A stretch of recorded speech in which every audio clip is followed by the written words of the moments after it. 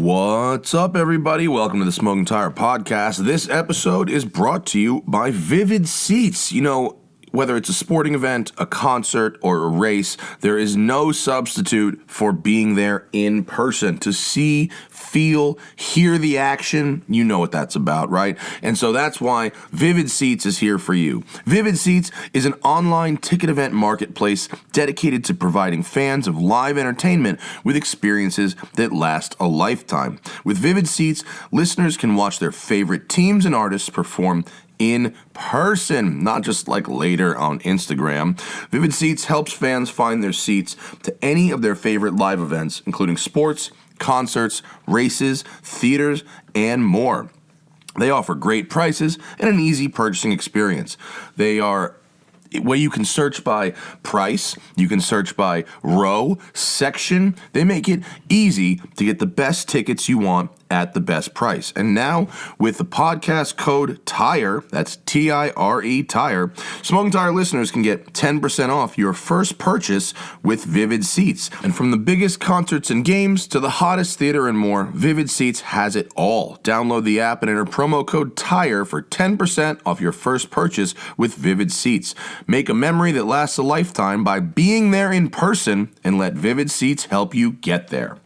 We are also brought to you by Continental Belts and Hoses. Working on cars sucks. So what you don't want is any surprises. And here's the surprise. You open your hood, you're working on something. Oh man, your belts and your hoses are all cracked and dry rotted. Here's where you need Continental belts. I bet you didn't know they're OE in tens of millions of Chrysler, Dodge, Ford, and GM vehicles that roll off the assembly line. They're also OE on the majority of BMWs and Volkswagens. Now Continental is launching the aftermarket multi-V belt with the OE pedigree. It's their OE technology series, belts that are phonetically engineered for perfect fit, form, and function. And Continental has an OE technology series multi-V belt for 98% of the vehicles on the road in the US and Canada. Hey, you get enough surprises working on cars and trucks. A belt shouldn't be one of them. Go with the Continental OE Technology Series Multi-V Belt, the belt with the OE pedigree. To get the full story, visit oetechnologyseries.com. That's oetechnologyseries.com. Lastly, I don't plug our merch store very often, but if you go to thesmokingtire.com and click the store button at the top of the page, I just came out with a new shirt. It's the last of the Fox Body shirts, the Quick Like a Fox shirt. A fan designed this logo for the icon for us, or the graphic on the shirt. I think it's rad. I think it's one of the coolest shirts we've ever made, and I ordered two for myself, actually. The Fox Body is going on Bring a Trailer this week, October 15th, and it will sell on October 22nd at a no-reserve auction with 50% of the total gross proceeds going to charity. So check that out if you're catching this podcast in time. October 15th to 22nd, 2018. And otherwise, go to thesmokingtire.com, click store, and check out the Quick Like a Fox Body Tribute shirt. On this episode of the podcast, Kurt Bradley is in studio. He is a writer for Jalopnik, and man, I have to say, the level of vehicles that he has been driving this summer really make me jealous. He's in studio. He was just driving Koenigsegg Agera RS. He's been out in the Gunther Works, which I went in. He even rolled up to the studio in a GT3 Touring. Dude's been all over the place. It's a good show. We have a great chat. Kurt Bradley from Jalopnik on the Smoking Tire Podcast. Smoking Tire Podcast, hello. What's up, everybody? Smoking Tire Podcast on a Tuesday. Word. It's a fine day. Kurt Bradley in the house from Jalopnik, thejalopnik.com. Univision. Yep. Bienvenidos. Univision. Yeah. It's still Univision, right? Yeah, for the time being. Well, yeah. Who's gonna buy it next? Who knows? Who just bought? Peter Thiel might try to buy us back. I don't know. Who bought Time? Who do I fucking work for now? Who bought Time? Somebody bought Time. I don't know. Probably. I'm Tim, losing can my you mind. Google who just? Was it another Timmy back billionaire want to buy a media company? Timmy's back in the building. Back in the building. Where'd you go, Timmy? Camping in Oregon? I went to Olympic National Park and Forest, Nice. Olympic Peninsula, top It of looked Washington. dope. It was gangster. Looked very dope. We did the off-roading. We did the camping. Yes. It You was were gone gangster. for a minute and I learned how easy your job is. I'm just kidding. It's very hard. It's very It's complicated. fucking What not am I- a hard what am I job. Googling? I can't remember. That's See? how hard my That's job how hard is. your job is. Who owns fucking Time Who owns Incorporated Time? right now? It's not that your job is hard, but it helps to fucking have you doing it instead of me. It's hard to do when you fucking are trying to also host a show. Oh, Meredith. Parent corporation is the Meredith company. That's it. Which means fucking nothing to me. Right. I don't know. Does that say 2.8 billion. Oh my God, does that say right there backed by Coke equity? Yep. Fuck. You need to quit your job, bro. Fuck. Or just start voting Trump. Go Trump. Fuck. MAGA. Fucking MAGA. What's happening, Kurt? Not much, man. Rolling up in that GT3 Touring. The car's pretty good. Yeah, I had a go in one, I don't know, a month ago. It's the tits. It's very nice. Yeah. Is it a good city car? You know, I've only driven it for a day and a half now. Well, I didn't drive it in the city at all. I only look at the color you Yeah. got. That fucking press car color is rad. good. Although Speikenstein had the chalk, which I like you also. know, if I were to own one, chalk would probably be the color I'd pick. Well, chalk, according to Speikenstein, you want to get the most enthusiast version of the car in the launch color. That's your investment play. Although I could fucking totally make an argument for that blue ski. Yeah, that was at sunrise fire. this morning. I took it up there, and it looked great. You do sunrise at ACH in a car of that color. Oh, it's the best. I will only go up in the mountains now, like fucking 6 a.m. You know what I mean? If I go to film, I'm up there at 6, and I'm off the mountain at 9. Yeah, I mean, I think I came back down. I went all the way to Wrightwood. Oh, you did? And just did they all the clean stretch. some of the rocks off the road? Yeah, there was still a little bit here and there. Nothing Like, bad, but nothing. after, No softball sized shit. After Newcomb's, it gets noticeably less cared for. Yeah, and just for like a good 2-3 miles, a little bit today. But after that, I mean, I went the whole route there and back, and only had to dodge a couple times. Yeah, no, it's like not horrible, but especially if you go like after it rains or something, the trucks just don't. Oh yeah, and they were out there today, and they weren't doing shit. They literally had the little runners. They floating chill up the whole time. They were just driving You along. want to talk about a fucking chill ass gig? It's got to be one of those.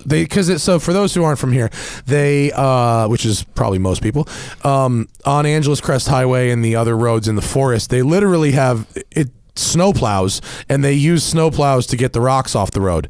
And the snowplows have these little like rollers on the bottom of them, so they don't like destroy the entire road. Yeah.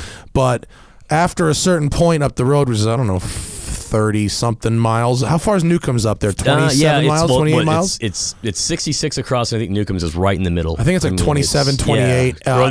The tunnels are right in the middle. Yeah, beyond that, they kind of stopped giving a shit. Yep. Yeah, I mean, when I was out there on the way out, I saw a couple of them. On the way back, oh my God, I stuck on a bunch of Harleys on the way back. Oh boy, that's when you just pull off to the side and for like 10 fucking minutes. chill for a minute. Yeah, stretch, you know drink what some water. it probably was. They do those Eagle Rider tours. Yep. You know those things where they rent. It's like a biker gang from France comes over and rent a bunch of Road Kings. And the worst is that they're not just these biker gangs that don't know how to ride around out here. They've got these support vans. You've got these like the 5 Ford radio Transit guys. vans. Yeah, and they're all cruising along, clogging up the road as The well. luggage truck. No concept how a turnout works. Yeah, well, when there's a huge group, they're much more concerned with keeping the group together than they are with letting you have a good time. Oh, absolutely. Yeah. And that's luckily I got to a spot where you can just park for a second and chill. Yeah. And there's plenty of those. I mean, I have to do that shit all the time in my videos. But fortunately, that's I think especially if you go really early in the morning, I find road etiquette is pretty decent. Yep. This time of year has been really good up there. There's been some really beautiful fog rolling across the mountains, and it's been fucking nice. Yeah, when I go to the usual checkpoint, where everybody wants to stop and do your burnouts and pictures and stuff up there. Oh, the European car? You call that European car corner because it's where they shot every European car magazine cover in fucking history. I just chilled up there until the sun came up, and as soon as it started creeping above the clouds, started drawing some cool shadow shots. And it worked out. There's the new one I like to use. I mean, it's not fucking new at all. Is about 7-8 miles further up, and similar thing. It doesn't have that. It doesn't have the long view that you get there, but it's just as big, and the light hits it at just the right angle. You're talking about the spot right where there's a bathroom up there, and like where the bear trap trash cans are, where there's a little turnout. It's right after the tunnels. There's a spot I like going up there too. No, right it's as big as the European car corner. Oh, yeah. Maybe even bigger. Oh, I know what you're talking about. Yeah. It's on a similar kind of bend. Yep. Yeah, it's lovely, and that's a good place to be. And not nearly as much rubber laid down on it. No. Yet. And there's a really good section right before that. That's a great S section. Yeah. Wait, do we want to? I don't even want to fuck with Google Maps right now. I'm not. That's because we're gonna start picking out all these little spots where I've done stupid shit on there. Like Tehunga's really getting in trouble. I finally went up. I took my Focus RS up there. I hadn't been up there because I got the 1552 hooked up a set of wheels. Nice. For me. They're -1s, so they're 18s instead of the 19s. Because that's probably better. You probably put a little better sidewall on it. Way better, dude. Yeah, the way better last, ride on it so too. the last update was I got these adaptive coilovers from KW. They're like fucking $4,000. I didn't pay anything for them, but the last year and a half has been like fix the car's shitty ride. Yeah, and because the ride on the RS was so terrible, so adaptive coilovers, way better, way better, but still all the cracks in the road and shit have these hard edges on them that was just brutal. -1s, the 1552s, the Integrales. Scroll down a little more on my. There it is. Of course, got to have the fucking Rolex Explorer in the shot too. But the Delta Integrale style wheels in an 18, and dude, good with that white on blue. It really does work, right? I was a little skeptical at first. They were like, "We're gonna give you white." I was like, "I don't know if I can pull that off," but yeah, it looks rad. And if you keep going, there's another photo of it eventually. But dude, the 18s, no loss of grip, way better ride quality. I'm running P0s, which I am not. I don't have a lot of long-term experience on P0s, but so far so good. Is it like a 245/45 then instead? Yeah, because it's like a 35. It's on a the 40. 19s, It's a 45. It's the same width. I don't remember 45. It's a 245 or 255. I don't remember. But then Randy at Mountune wrote me a 100 octane tune. Oh, nice. I fucking love 100 octane. Because there's no hardware change. How easy do you find it around here, though? There's only two places really that you can buy it. One of them is not near my house, but it's right next door to my shrink. Oh, so how convenient! Once a week, I can just top it off. But I don't drive the Focus that often, so a tank 100 octane will last me like a month. Well, that's fine then. So I don't give a fuck. But I went up there with this 100 octane tune. So it's on a what's the low reading dyno? Mustang? Which one reads low? I think it's. I honestly. I think it's a Mustang. Yeah. Whichever of the two reads low. Right. Randy tuned it on that, and it made 380, 440 at the wheels. Good Lord. Let me tell you how fucking fast this car is now. Oh, shit. It goes like a motherfucker on 100 octane. Wait till you see the video. It's so... Spit blue flames when it's kicking too? it sounds different. It doesn't shoot fire, but it has a different sound. It's louder. It pops and cracks more and shit. I had experienced the same thing with the Fiesta. It was rad. Dude, I've seen a couple of Fiestas. There's a couple guys in Austin that have some tunes from Cobb, and those things, man, they're fucking rocking. They rip. And you'll see them out. There's only a couple of really good roads in Austin. Yeah, the Lime Creek Road's a real big one. It's real narrow, and there's a neighborhood that's really grown around it, but you'll still, for a little car, that's a great road. Like for Miatas and Fiestas and stuff, that's great. You can't take a Ferrari or anything out there. No, it's a good hatchback road. It's a great hatch road. Yeah. There's another road, it's outside of Austin, and it's by where those like African game safaris are. Oh yeah, so Hamilton Pool Road goes out that way. That's it. That's one of my favorite roads. The one that goes up on the side of that mountain and over up to where the African animal reserves are. There's that. You take it out toward 281, which is a U.S. highway, and then you go up like what's called Park Road 4, goes around Inks Lake. There's this guy that built this like reproduction German castle out in the middle of nowhere out there, but there's just cool caverns. There's weird roads. German shit in Texas. There's a huge community out there. Like Fredericksburg is the big one. Fredericksburg? What's the other one? New Braunfels. New Braunfels. Yeah. There's a pretty big community out there for it, but those roads, there's some sneaky stuff where I've gone on some press drives that they've hosted in Austin, and of course those routes are always suggested routes, and you're like, I'm not going on that. I'm taking this shit over here. Like, I'm going over here. Where do we have to meet? When they bring the press car... What time do we have to be at lunch? When they bring the press drive to you, yeah, the route is suggested only. Yeah, exactly. That happens to me a lot in L.A. where there'll be a press launch and I'll be like, nah. No. I'll see you at dinner. You just tell me what time I need to be somewhere within a reasonable amount of time, and I'll see you guys there, and I'm going to get my own shots. But occasionally, when you're in a foreign country or something, like if especially if it's Porsche, because then JF has scouted the route. Right, and then I know it will be good. And then I'm like, how can I be the first car off? Man, we had one with Audi when I was working for them ages ago. When they launched the Q5, we had one that was in the middle of Spain. and all the guidebooks were all in Spanish, which I speak none of, and all the routes were kind of marked off, All but you they need to weren't know really is giving you. derecha and izquierda. That's all you need to know. Yeah, and but the problem is normally you'll get those guides and it'll say like at mile marker this, you know, this thing, you like reset your trip meter, do that. None of that shit was in the book. And everything is in Spanish, and I speak none of it. And the nav systems, like 2 of the cars that we had were basically pre-prods. Who fucking set this up? This sounds It like was a Audi disaster. it was for like dealer principals and dealer like a managers. disaster. Yeah, it was an Audi one. It was obviously not a press drive. Yeah, I know. But This you know, doesn't sound they were like, thought we were through at running a all. course very similar, it was like a dry run one. And you're like, oh, by the way, no one knows where the hell we're going because we're all American dealer reps. That's so fucking funny. You're like, hope you don't get too lost in Spain. Yeah, I do like I like when they've programmed the whole thing through the GPS and I don't have to think. Right. It's fucking nice. Yeah, man. some of like the one we just did with the AMG guys that they did the same kind Oh, of is thing. the AMG coupe sedan? AMG sedan coupe? Well, I mean, they just say don't call it a sedan. You're like, all right, it's got 4 doors though. Now correct me if I'm wrong. Isn't it really a CLS with a little bit of different bodywork on it? So they had a body in white set up. They had a cool activation at Coda in the garages, and it was a full on, totally new chassis, all sorts of stuff going on It's there. total because Yep. I swear It looks like a CLS, but when you get up next to it, it's a big car, man. I could have sworn that they said it was based on the CLS. And I don't it know. was Maybe not. I didn't hear those words get used, and maybe that Well, was I'm because sure you wouldn't right, have at yeah. the press launch. I'm Yeah. sure that'd be the fucking last thing they Yeah. said. But it well, was more importantly, how to drive. It was good. You know, what's interesting too, man, those cars, you know, they know exactly Those who they're wheels going after. look good They're on going there. after a Panamera with that Yeah, thing. it looks and very- Is it Panamera. Panamera size? It's bigger than a CLS? it's definitely bigger than a CLS. Oh, wow. It's the size of a Panamera. And I get to drive a Panamera Turbo on a pretty regular basis. And Panameras are big. It is a big car. I mean, they're lovely, but Yeah, they're not it's small. big. Yeah, that they're thing. I mean, you can feel its weight. It's a What's it's it a weigh? pretty good. They didn't say anything official, but if I had to guess, and I get to drive Coda pretty often, I'd say it's probably in the 4,200, 4,400 range. yeah, okay. I mean, it's got a lot of tech in there. I mean, it's an AMG car, Yeah. so it's going to be loaded up with some stuff. But man, that thing moved around pretty well considering its weight and size. Yeah. that thing we were Is it- logging it's any lap rear times. drive but or it's all-wheel drive? It's all-wheel drive. It's all-wheel drive, okay. and it's got that mode like you can do on the E63S where you can switch it. I didn't do any of that. I just put it in. They had a couple of master and pro modes. It is pretty good looking. Can I get a front view, Tim? Yeah, the front's good. Yeah. What's the better thing to AMG DG? Yeah, what's the better thing to? Yeah, there we go. Yep. The blue. Give me the blue. So we had blue ones at the drive we did. It's like this flat blue, and I'm See- tired of flat paints, but that flat blue looked good. See, Yeah, that's okay. really lit up. That's obviously at an auto show. That's but- obviously an auto show, Yeah. and it's on a fucking disco floor. right. But see, to me, it's a little disjointed. I don't know. It You know, doesn't- it's funny, well, like- there you go. Yeah. With black, it looks good. Right.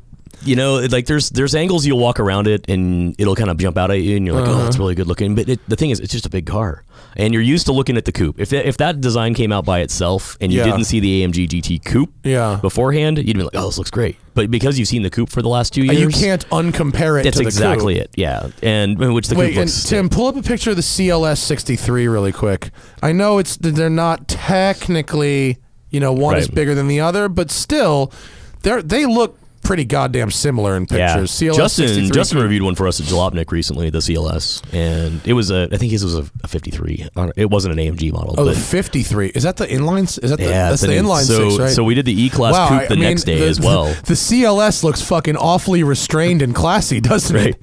By I mean, comparison, God, the CLS 63. It's a good looking car. That's a great looking car, and that's a really good photograph of it too. It really looks nice. You know, when I first saw it, they showed that car off in Detroit this year, I guess, back in January, and I saw those headlights. I was like, oh, that's not going to work. And then I saw it again. Yeah, it works. I was like, nope, it's good. They're good. And it looks so much less. Like, go back to the AMG GT. The GT looks fucking a little busier, doesn't it? A little bit. A lot of busyness though. happening there. Man, it's got some good I flares. would love to drive one. I'm sure it drives nice. It's cool. Yeah, it was good. I mean, My it's jam, fast. dude, for Mercedes right now is the wagon. Dude, The that E-Wagon. E63 wagon is so hot. Andrew reviewed one a while back and took the damn thing camping. He went out like It's in boss. the Is that desert or before something. he fucking lost his hand? Yeah, it was before the accident. We got to get him back on the show. That's some crazy shit. Yeah, Balaban's in town right now, hanging out with him. Is he? And Fuck, aren't they here? I talked to him yesterday, and they're he's recovering. He's he's got a road ahead. Is but he gonna he's get gonna be his all right. use of his hand back? I don't know. I haven't talked to him about Does it he- a whole lot in depth. Does he have a fucking hand? Yeah. What happened?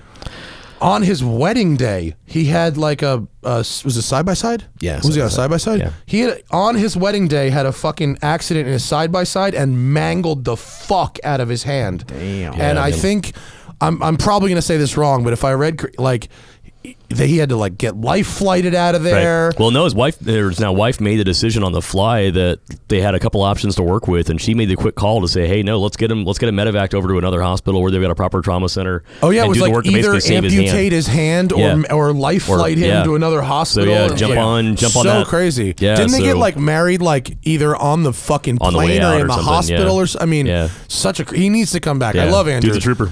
I mean, that is such a gnarly fucking story. Right, no shit. Yeah. Yeah, Kristen, and I'm getting married, next month, and Kristen's like, thanks. She's like, there's no way in hell you're doing anything off road. Yeah, and no I'm like, side-by-sides at the let wedding. me just go drive the world's fastest car, a month before we get married. Hopefully nothing stupid happens. That's safer than a fucking Razor. Yeah, I don't do off-road shit. Like, we've got, obviously for Jalopnik needs, we've got guys that handle off-road stuff. Me, I'll stick to pavement. I'm good at that. That's where I'm at home. I like a little off. I used to say that I wasn't good at off-roading. Tim, I think we're okay at off-roading now, right? Yeah, you proved that you could take a Velar off-road, so that Dude, worked. that thing was rad. Dude, that was insane. The Velar was excellent off-road. And you did all right with it. Like, you at least had some fundamentals to work with. I've got none of that shit. Like, We've done for how good I am on-road, I suck off-road. Timmy and I, we did 1,200 miles on off-road in a Previa. You know what I mean? Once you do it in a Previa, in a mid-engine rear-drive minivan, it's gotta be brilliant. A Velar is like piece of fucking cake. Yeah, I did want. I mean, they got the tech. We got to get some new SUVs and go up that trail again, though. 100%. I like that trail. The Pioneer Trail at Rower Flats. That's a good test. That's not far away either, is it? No, it's like probably 50 miles of highway away. It's very close. We did bring my friend Nick's Macan along with us. It made it about 100 feet up the hill. Yeah, I mean, you had a lot of stuff where you could easily high center and just kind of drag shit and tear it up if you didn't. That hill, I don't think comes off quite as difficult as it is on camera. It's pretty hard. It's a pretty tough hill. Yeah, you do need some proper off road capability to do that. Yeah, and I've been invited to a couple of those schools where we've got people are like, oh hey, we'd love you to do a feature on it. Well, I was like, we've got David, we've got Andrew for that kind of stuff. You should take a couple. I need to do. Well, there was one I was gonna do. There was one I was gonna do somewhere in Georgia recently, but I had a conflict. I had to shoot a rally race or something. You got to do a couple of those schools. Like I got a lot more confident with my off-roading after doing actually like the Range Rover press launch. Mm-hmm. I was like, oh, it's really just about where you put your tire. Like that's really kind of it. And once you figure out how, to not actually, try and straddle this rock, it's to actually drive over the rock, and that was all it there really was. There used to be a little more to it, but now with technology, I was gonna say, when you do it with a Range Rover drive and you go on one of those, you can just push a button and it helps you a lot. Yes, you still have to have some fundamentals to work with, though. True, but it's not like I'm gonna go back to fucking driving a CJ. Yeah, this is true. I will. Timmy will, but you got to manually engage your lockers on those. Your car's pretty idiot proof. For your 4Runner is pretty idiot proof for most things. And I don't have that much tech either. What year is yours? It's 06. Dude, yeah, those things are... Yeah. It's an 06, but it's painted the current color, so it looks a lot newer than it is. Yeah, it's that creamy brown. Is it called desert tan? What's it called? Quicksand. That color, man, there's something about it. It just works. We had a... Khaki works on a fucking off-road We had a truck. Tundra, or not a Tundra, it was a Tacoma we borrowed. Yeah, we had a Tacoma we borrowed for a track day, for the track day group I'm a part of. For the track day group you're a part of? Yeah, seems like it works, Yeah, for like toting around shit, it was great. Like, but it was in that color as well. Like, yeah, it was for supplies. We've got a hauler. Like, we've got a proper Super Duty for pulling the trailers. But that thing was, we farted around with it a little bit, took it off a little bit off the path. And man, those things are good. They're great. Yeah, they're great. And even the new ones. I'm excited for the Ranger Raptor. That's what I'm excited for. Because a Raptor, they've just, and this is from someone who owned an old Raptor.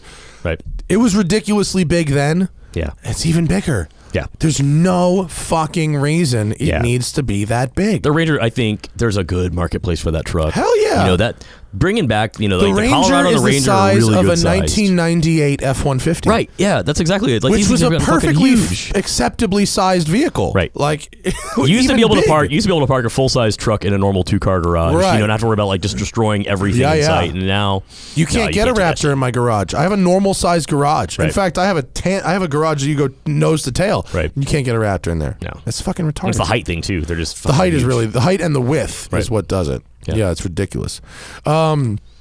We glossed right over that you had to go in the Agera RS yesterday. Was it today or yesterday?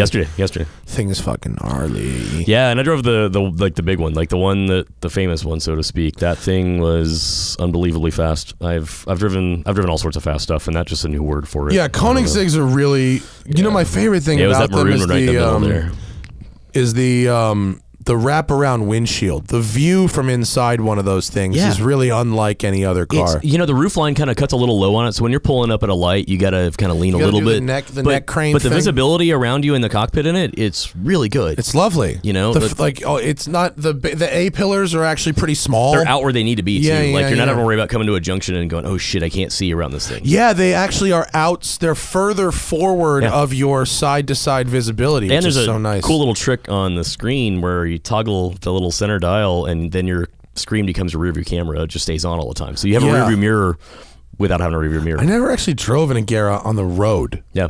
I only ever drove one from the old Swedish Air Force silo around up the road a little bit to the runway. Right. Did like 6 pulls on the runway. That was it. And it was actually really good on the road. I was impressed. I mean, if you want to go fast, it'll go fast.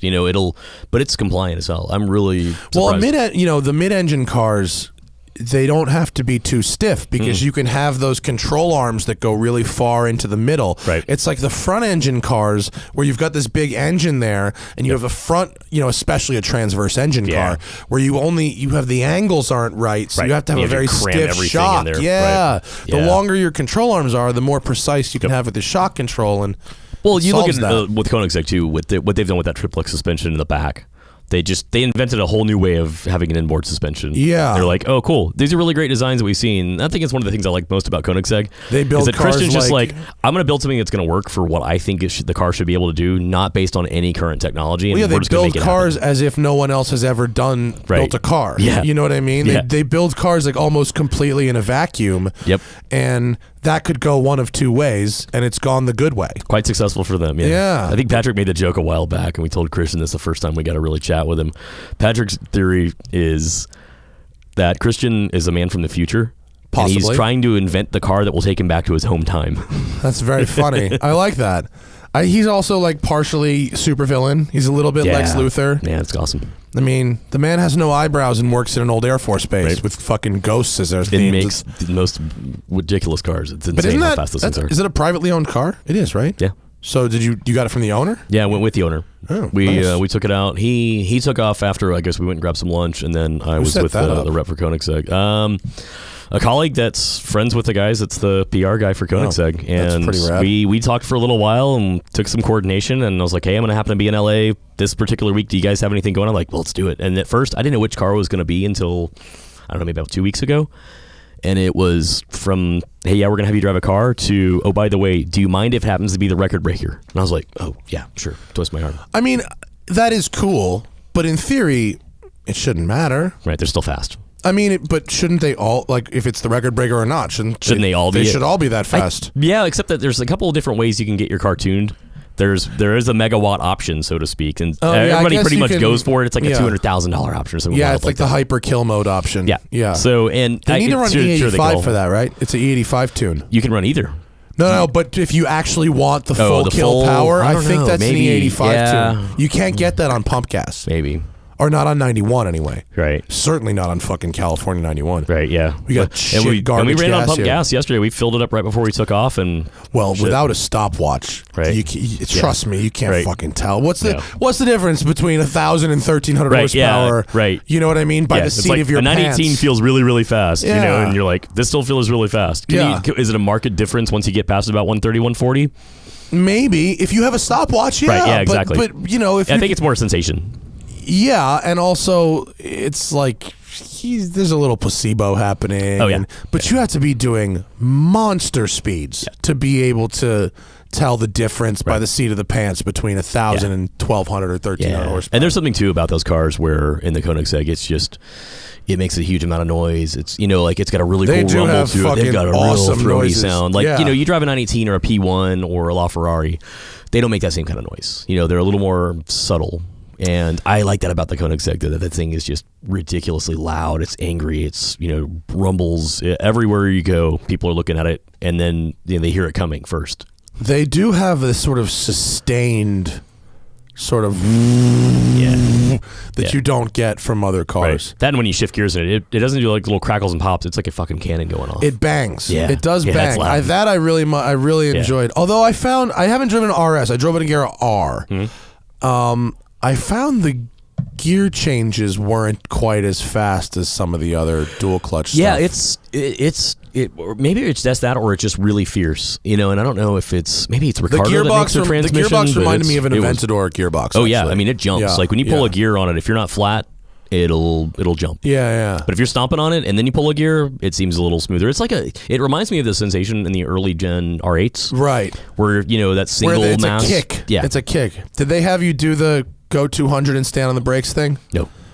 That really bugged me out. Yeah, I wasn't gonna try that shit. I did it in the press cars. The gray one that like everybody drove that had like 55,000 miles on it, like the fucking factory bitch car. Right. Just like take your hands off the wheel. At that yeah. demo? When he goes, okay, I want you to go that. 200, take your hands off the wheel and stand on the brakes, and you go, excuse me. I'm a pretty trusting guy, but I'm no, that shit worked. Yeah, right. That shit worked. Oh, I bet it does. Unbelievable. But yeah, but me, I'm wired of like if I'm hitting the brakes, my hands need to be on the wheel. Totally. But that dude Robert, I don't know if he's there anymore. The test driver Robert, he said it with such calmness and confidence that I was like, if he's in the passenger seat and he thinks this is chill, like, cool. All right, let's go for it. Yeah, fucking do it. I'd probably do it if I were told. Like if I were on a closed course, yeah, sure.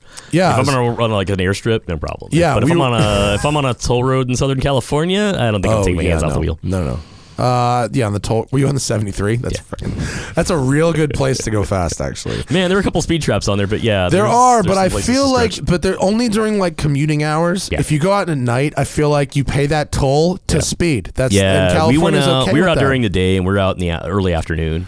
There's but one right place there's one place they always hide. When you come in down that big hill that bends to the right, they're always on the inside. Luckily, Tim, the BR guy for Koenigsegg that was with me in the afternoon, he knew what's up because he drives out there all the time. Yeah. And so it was nice having a guide basically that's like, all right, here's where we can open it up, here's where we don't, here's where we're gonna keep an eye out for when we're out in these little canyon roads. It was little spots. Did you have a go in the tighter roads? Yeah. Oh, yeah. Is it good? It maneuvers, man. It's pretty good. I'm sure it's. I mean, good. I'm sure it's fucking great. It's light as hell. It's like 30. Right, that's the crazy part. You like 31, 32. I think it's 3,100 pounds. That's so light. Yeah, I mean, you look at the size of the thing and you expect it would be almost 1-to-1, right? So 1,300 horsepower and 1,300 kilograms, which would be. I mean, an Agera RS basically does do the math on like the old 1-to-1 car they built. Right. Wait, let me do that. So it's 13. I need to know what is 1,300 times 2.2. Damn imperial math. So that's 2860. Fucking, if it's under 3, that would be that's wild. Maybe not. It could be. Yeah, it could be. I don't know. Did it have the stripped out interior? It had a real leather. interior, right? Yeah, it had stitched seats. They were nice looking too. I like the pattern on it that had woven into it. What, the little fucking beetle back pattern? Yeah, it had the little curvature to it. It's, like you look at a Bentley and they've got that little diamond thing they do in all their cars with the Mulliner package. Quilted, yeah, like that's cool. But this has a little hint of curve to it here and there. That's very nice. Can you get a picture of the interior, Tim? Yeah, I didn't post a picture of the interior. Agera RS interior. And of course, they're all bespoke, so God only knows, if this customer happened to do something special. Well, the colors are, but I just want to see the stitching pattern. I always thought that was so cool with that round sort of console thing they have. That's so cool. It's really unlike anything else. And I love the way the fucking the air vents sort of pop out of the center. Yeah. Like a chimney stack or something. I mean, you control on that center screen. You've got on the ones that are at like 2 o'clock and 4 o'clock, and then over at 8 and 10. Those buttons, those are your window up and down buttons. But being CAN bus, you can pre-program however you want. Yeah. So if you want to change something up, you can just call them up and say, hey, I want to download the software and we want to do something different with how I have my buttons controlled, or I want to do something different with them, or I want to have some go crazy mode. But I mean, there's probably nothing that's outside the realm of what they can do for you. Which is just cool because no, this is where your window switches go in every other car. Oh Jesus! Pull up that awful color combo that you just had the mouse over right there. Nah, it doesn't work. That one doesn't work. A little too much white for me. Huh? A little too much white for me. That's a lot of. I don't like a lot of white in my interiors. It doesn't. I wear jeans. That fucks up that stuff. Yeah. If you wear like black slacks all the time, sure, you're gonna be fine. The white isn't good on it, and a white floor mat. Yikes. Right. Ooh, no. I would destroy those. That's not gone well there. My feet get dirty. What you can't really see in that picture, though, is the amount that windshield is curved. It's really curved around. Is there an above shot of one? It really accentuates the. Oh wait, go the one in the second row down on the right. It's the same white. Yeah. See, that's a good. That one's got the spider. Yep. Well, they all have. I mean, sorry, the roof is off. But right there, if you zoom out in that image, you can really tell from that A pillar to the windshield how far forward that goes. You can look at the curvature of the headliner there. Yep. That one a little too much white still, but you get it. Yeah, at least you can see it. Yeah. And I do like how the door cuts forward into the cabin and makes it easier to get in and out. It's not that hard to get in and out of that car. No, and the cool part is the way the tub is done. It's actually pretty low. So, like, I was comparing it yesterday. We were talking about how it is to get out of a P1. You know, and the way a McLaren has their tub where it comes up your sides a little bit, like the way you have to kind of throw your ass over it. Like 720, the 720 is much better. Have you got a 720? That was here the Koenigsegg you can see has a really wide sill. Where and you sit really close in the center. The 720 has a much more cut out sill that makes it. I mean, again, we're talking about completely different cars. Fucking rad though. That was rad. That black with the orange accents really works. Yeah, this guy's lined up weave. Yeah, it was black on his, and he had little like the color stitching in it. The red, the outside. The red stitching. Yeah, that's pretty cool. Dope. What is it? What's the sticker on that? 3? I think that's the funny part. They didn't mention because what they're all custom. Anything can be anywhere between 2.5 to 4. I think is probably a range on those things. But they go for. They go for even more. I mean, if you get one, it's instantly worth more. Yeah, and on the one I drove yesterday, the owner of that one has been offered a stupid amount of money for it. He didn't say what the number was, but he said it was a stupid amount of money, and he was even like, one, I don't need it, and 2, well, if you can get one, you don't need it. That's sort of the fucking thing, right? You know, and the amount of time you have to wait to get one. He bought the guy that had the record breaking car. While he was waiting for his to get built, he wanted a Koenigsegg in general, so he went and bought a CCX, a pre-owned one, and was like, "This will hold me over in the meantime." And he's like, "I still love the car," so he's still got it and he drives it around. The CCX is a stick one, right? Old school his is an automatic. Oh, really? Yeah, and it's the only CCX with an automatic. Well, that's a bummer, right? There's lots of little unique things about his car. That's a fucking downer, huh? Yeah, I was hoping they were going to have another one that was going to come out that has that cool, the manual. Brushed it has this really weird. It's almost like the Volvo the Volvo V70R, right? Where it's like a. It's like it almost looks like a sequential, like a joystick. Yeah. Speaking of sequentials, I saw this. Did you know there's a fucking sequential shifter box that you can get that goes on a Tremec? It's like $2,500. And have you seen it? Yeah, it's so fucking I'm dope. I'm driving something on Friday that's got a T56. What, the truck, the classics? Yeah. Yeah. So I'm pretty stoked about that. That's gonna be kind of cool. It's not my usual sort of thing, but I'm like, it's got a Z06 swap in it. It's got a sequential T56. That's gonna be a blast. The guy who built it, Noah Alexander from Classic Car Studio, was on the show, and he was talking about it, and he wanted me to drive the truck. It doesn't have power brakes, and that's where I tapped out. Really? Yep. I didn't know that. Enjoy that. That'll be fun. Yeah. But we're driving around Malibu. Like, we're starting up on Malibu on Friday morning. It does have a sequential shifter in it. Apparently, it just goes right on, and that's it. Yeah, and there's no downside to it other than the fact that it's $2,500. Which is a lot for a shifter, but I think that's cool as hell. Yeah, they are. Especially, too, in a car, or in this case, a truck that old. Yeah. Something from the 80s that's got something modern like that sticking out of the floor. That's just cool. I mean, honestly, if I wasn't selling my Fox body, it would be tempting. Yeah. If I was looking for the next way to dump fucking money into that car, it would 100% be tempting. Voodoo engine. Right. TR, whatever the fuck Tremec they use out of the Shelby. Right. And the sequential shifter. That'd be a blast. But no, bring a trailer. Bring a trailer. Instead, it's going to sale. I should mention, bring a trailer. It is going up for auction. By the time the show goes, the recorded portion of the show goes live, it should probably be up. No reserve. Car's been freshly serviced, fluids tied, brand new Cup 2s. Every fresh alignment, everything that I could possibly sort is sorted, and half the money is going to charity. Whatever it goes for, 50% will go to charity. Winner chooses the charity. Justin Clark just asked for a commercial, which Hi, you Justin. just did. What else do I know? I mean, it's on Bring a Trailer. Everything about the car that I can say about it is on Bring a Trailer, and whoever gets it will get a car that's ready to drive and needs absolutely nothing. And as far as I mean, something might come up tomorrow. Who the fuck knows? But like, clean title, all that bullshit. Come get it, and I'll include a steak dinner with me and Zach, maybe Tim, if Tim wants to eat some steaks, Perhaps. and a private tour of the canyons. And if you are local and want it, I got 2 passes to Radwood for you, as well as a display pass if you want to bring the car to Radwood. But it's not. I've submitted all the shit to bring a trailer. They're writing the listing right now, and it will be up probably at the end of this week or beginning of next week. And we're going to do a live show. We're going to do a live auction commentary for the last hour of the auction, which they're going to embed the live show into the listing, so it can be like a cool. live, like Barrett Jackson kind of thing, but with my car and bring a trailer. So just with fewer zip ties and fewer ways to make it seem like it's a one-off car when it's not really a one-off car. Right. Yeah. Gotta rip on Barrett Jackson for that. Oh, I like Barrett Jackson. I like it for the spectacle. I wouldn't buy anything, but I do like it for the spectacle. Yeah. I think it's fun. I do. I've been to a few auctions. I've done a Meekum one not too long ago.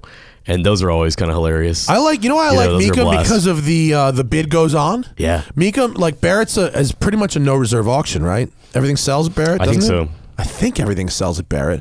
But Meekum has the bid goes on. So if it doesn't sell, they fucking roll the cards in another room. Oh, yeah. And 2 guys will be hammering out a deal on the side behind the curtain and you can write a bid. They put a thing on the windshield and you can write your bid in. And there are some deals. Oh, yeah. I mean, they had one in Austin a while back, and there were guys working it, and guys were going over on the conversations afterward. They did have a separate part of the floor where they roll over to, and guys would just be hanging out like, hey, how close are we? Like, where do we get? I don't want to ship this fucker back. What do we need to do to make this deal happen today? Guys. But when I did some commentating in Meekum, it was like, fuck, there was Bentleys for $20,000 and all kind of cool stuff. Yeah. I like that. But have you been to Barrett, to Scottsdale Barrett? Scottsdale, yeah. What a shit show. It's insane how many cars. Like, I knew it was a big show, and I've been to I've been to a few auctions here and there, but I've never done that one, and this has been probably like 3 years since I did that. It was huge. It was insane. And the side area, like the non-car, or like the flea market area where you could buy just all the merch, a turbine-powered airboat, or like an adjustable bed, or a pair of cowboy boots, or a fucking ugly painting. There's a marketplace for everything there. Everything. I mean, if you're willing to pay for a vendor pass to do something there and buy the space to do it, you can sell whatever you want. Actually, you know what I bought when I went to Barrett? I bought fucking bamboo sheets and pillows. Those like the always cold shit you could just buy on Amazon and have shipped to your house. Dude, you buy at the oxygen. Cold. Well, I put my hand on the pillow. I was like, it's cold. They're like, I know. And I was like, I'll take Close 2. you bastard. And I walked around the whole rest of the day carrying these fucking You're the pillows. one that helps those people stay in business of doing that shit, going to those shows. Listen, they don't have to mail it back. Still using them. Right. Yeah, I love them. I'm still using them. I have no regrets at all. It was like somebody selling helicopters at one of these things. Yeah. Too. You're like, they just have a tent set up and they're outside. They're like, hey, by the way, we've got some helicopters. Did you get enough cars? You get a boat? Cool, get a helicopter while you're here. There was a place that, there was a guy that restored Chris Crafts and had like 7 or 8 old wooden Chris Crafts from the 50s and 40s. And I was like, damn. And they weren't, I say they weren't that expensive. Like, considering it's like throwaway money, they're 20, 30, 40 grand. I mean, not 200, right? For like a little wooden Chris Craft. Like, there's a dude I see in Marina Del Rey who, it's got to be every single day around sunset, just gets in his little Chris Craft, fucking blah, blah, blah, blah, blah, blah, blah, with a fucking fat ass cigar and a bottle of scotch. And he seems like he really enjoys his life. Yeah. I would like imagine to be so. him. Yeah. If you're going on a boat every sunset, and kind of, he probably lives on it. Yeah, right. What you don't see. Yeah, what you don't see is the tent that gets pitched over the Chris Craft. Like, walk through half of Venice right now. You see some really cool, old wagons, and you're like, wait a minute, somebody lives in that thing. Why can't I see in the windows? Why is there a bucket next to it? Hashtag van life. Right. We have in Venice, man, the fucking RVs. Yeah, like 8 people camping out of them now. And I think, what is it, every 5 days or 6 days, Tim, they got to be moved, but it's I don't know what it is. Yeah, they got to rotate around every so often. Not often enough. Right. Yeah. I just had to go down a little bit. I was a little high. Well, and they keep changing the length and height restrictions too to try to combat it, don't they? Yeah. Yeah, they do that. They also start changing the cleaning schedules on the street. They've got some, Some of these people guys are don't give gaming a it. fuck though. There's No. one that's parked on Pacific that has like a dozen parking tickets on the fucking windshield and a boot on it. And all day I Right. drive by and I hear the generator running. Yeah, I mean, it's like it's they not, just and don't it's not give like a the fuck. ones that are on the sidewalks as well. The friend of mine's got the place over here. She's right off at McKinney, and they were smart about the ones that are camping on the sidewalks. Their HOA got together and just bought a bunch of planters and had this landscaping dude come out and set up a bunch of planter boxes. So you for can't even, like, 200 yards all yeah. the way down the damn sidewalk. They're all like, "Hey, man, we'll kick in a couple $100 each." They spend a few grand. Yeah. Have some guy do some planted stuff and some big It's crazy. drop boxes. Hey, my sidewalk just got cleaned up. Yeah, I mean, I would love for Venice, and Venice is particularly friendly towards homeless, and Right. like I have a way better life than a homeless person, so who am I to fucking judge? But I really would like the city to provide some actual options for the homeless Yeah. that don't include literally setting up a 12-man tent on the sidewalk. Right. They're building like 200 beds right by Gold Gym. All right. Yeah, but Like- it's gonna fuck over the town. Why will it fuck the town over? Just that whole block is Just just take gonna over be the block. homeless people wandering around. Yep. Well, I mean, they got to be You somewhere. gotta do They something, got to be yeah. somewhere. Exactly. I mean, I don't know what to fucking do about it, but like you have to provide them like somewhere. Yeah, Austin's real bad about that too, man. We've got a real bad homeless problem Austin in is? Austin. Yeah. Well, when the weather's nice, and sleeping outside is not 6 months a year, it's pretty miserable in Austin. It's Is hot, it? man. It's in the 90s, like Well- damn near half the year. hot is, I think, better than freezing cold, right? Yeah, I think. Yeah, it's not like Detroit, where Yeah. a lot of homeless guys up there, and it's minus 10 in the winter. Yeah, that's fucked up. They're moving the Detroit Auto Show to the summer. Yeah. Fucking how many years have they been? How many years, many years have have they we been been, having the like- coldest week of the year? And let's get all finally- these journalists to come in from Southern California and New York, and let's drop in the middle of sub-zero temps and Fuck that. and then do a bunch of press drives at the same time. That's a great idea. On roads you have no idea how to drive in the winter, and let's give you cars that have maybe some summer tires on them. Yeah. Like an example of a car we drove this January that was one of our press cars. Really? Yeah, we had an S-Class coupe that had summer Oh my tires on god. it. No. The good thing is it doesn't have Luckily, much it torque. wasn't. It was snowing, but it wasn't like accumulating. There wasn't any ice. It was just dirty outside. Yeah. Well, with no torque, you should have no problem at Right, all, right? yeah. And it's a good thing it's got such a small engine. The Car looked great in the shoot though, because we shot it all over town. I Right remember around fucking Corktown. Ford took us to Portland in like March for a Mustang launch. It snowed. Right, yeah, I was gonna say, And they it's go, cold. listen, do you mind? We were at the bar and it's fucking snowing and we're all just going, how's this gonna go? And they go, listen, would you mind, Matt, and whoever else? Can you sleep in until like 10 tomorrow because we've got 40 sets of snow tires coming in and Right. they won't be here until the Yeah, like morning. we got a guy coming out and mounting for the next 7 hours. Yeah. Fucking Gonna crazy. get his commission out of that. Fucking crazy. Speaking of tires, Lamborghini, the Pirelli makes Countach tires again. They started making those retro tires again. Yeah. What? So you don't have to roll around on like 12-year-old tires on your car anymore? I bought this car. The tires are date coded 07. So I was like, yeah, these got to go. But I was so worried because the last time I even thought about Countach tires was the guy who I bought the car from. Right. He told me they were $10,000. And I was like, this is going to be horrible. $1,900 That's not bad at for all. a set of four. Especially what are they, like 315s on the back of that thing? 345, Jesus. 35, 15. Or 15s. They like 15s. I remember that. amazing. And then a These monster sidewalls on 'em. 255, 55, 15 in the front. But like But, now totally. but they still have that cool old groove look to them as Oh, well. they look at there. It's a new rubber compound, Right. So it's the same compound as the P0 you get now, Nice. but stamped in the old look. Nice. So that's the cool part. I should have decent grip. I found out some other things. The brakes, pads, and rotors are exactly the same as they use in my 911. Oh, cool. Boom, done, That's easy. Yeah, and the shocks are Coney. Still make them. Not expensive. So you just get some shelf parts for a lot of standard that. shock. Nice. Yeah, fucking great. That's the crazy thing. Like you go buy anything from the 80s, you're rolling the dice going, oh, how much shit am I have to go buy from a specialty guy or find parts if you can. Well, the guys at GTO Engineering, the tires. Those are the old ones. The guys at GTO Engineering who are working on the car are saying, yeah, there are certain little parts that are basically kind of unobtainium, and so there's been sort of a little cottage industry popping up around making and 3D printing and whatever these parts that no one makes anymore. But a lot of the bushings, when those things are busting up your screw. Yeah, well, a lot of actually bushings are not that bad. The parts aren't bad. The labor to do bushings is bad. I don't have to do them, thank God. They were done recently enough. But are they tearing out of it right now then? So I bought this car mid-service. Okay. I'm not paying for the service, thank God. So right now they're doing a clutch, a flywheel, a water pump, and the tires, the door struts, which were a little saggy. Yep. Nothing major. But it's an engine out job you've got in the middle of right now. It's an engine out. So, but I'm not paying for it. Right. But is there any other stuff that's coming up on a shopping list? You're like, well, shit, while it's out of there right now, so let's throw some stuff in here. The other one, shockingly few. Not really. The other one was it had the valve job like 1,000 miles ago, and the valve job is a biggin. Yeah, no kidding. Because it's a QV. Right, so it's 48 valves need replacing. So they've been upgraded to stainless steel valves, which is a lifetime thing, but once they bed in, it needed a valve adjustment, which should be good for the next 10 years. Oh, cool. So I split the valve adjustment with the seller. Right. I bought the tires. He's doing the clutch, water pump, flywheel, and door struts. How long do you think it's going to take to turn around where you get it back on the road? Oh, like middle of next week. Nice. No, it's no big deal. It's not and it's going to take that long to get the reg and all that shit sorted out anyway. Right. Yeah, that's true.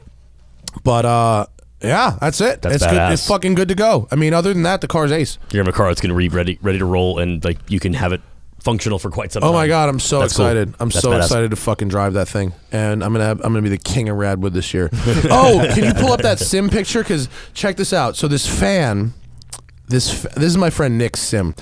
It's awesome. It's got a stick shift and fucking all the good shit. And he's got VR goggles too, which make me a little dizzy. But there's a fan of the Smoking Tire who, from my videos and Google Maps in the game Assetto Corsa, made the fucking canyons. No shit. What? Like he made the entire like all the way to Newcomb's Ranch on Angeles Crest. Is that so? I was just looking at the hashtag yesterday because I was curious and I was seeing the game name on there a bunch. Yeah. So it's a bunch of his screen grabs basically from the sim. Right. So that's fucking cool. So that picture that you're looking at is the turnout that is European car turnout where you were talking about, and I drove the whole loop from Angeles Crest to Upper Big Tahunga to Angeles Forest and down Big Tahunga. Like it is perfect. That's so cool. It's so accurate. He looks like he's got like the donut marks all over the ground on there too. Like he just napped it out. And he's got the trees. He's got like I go okay.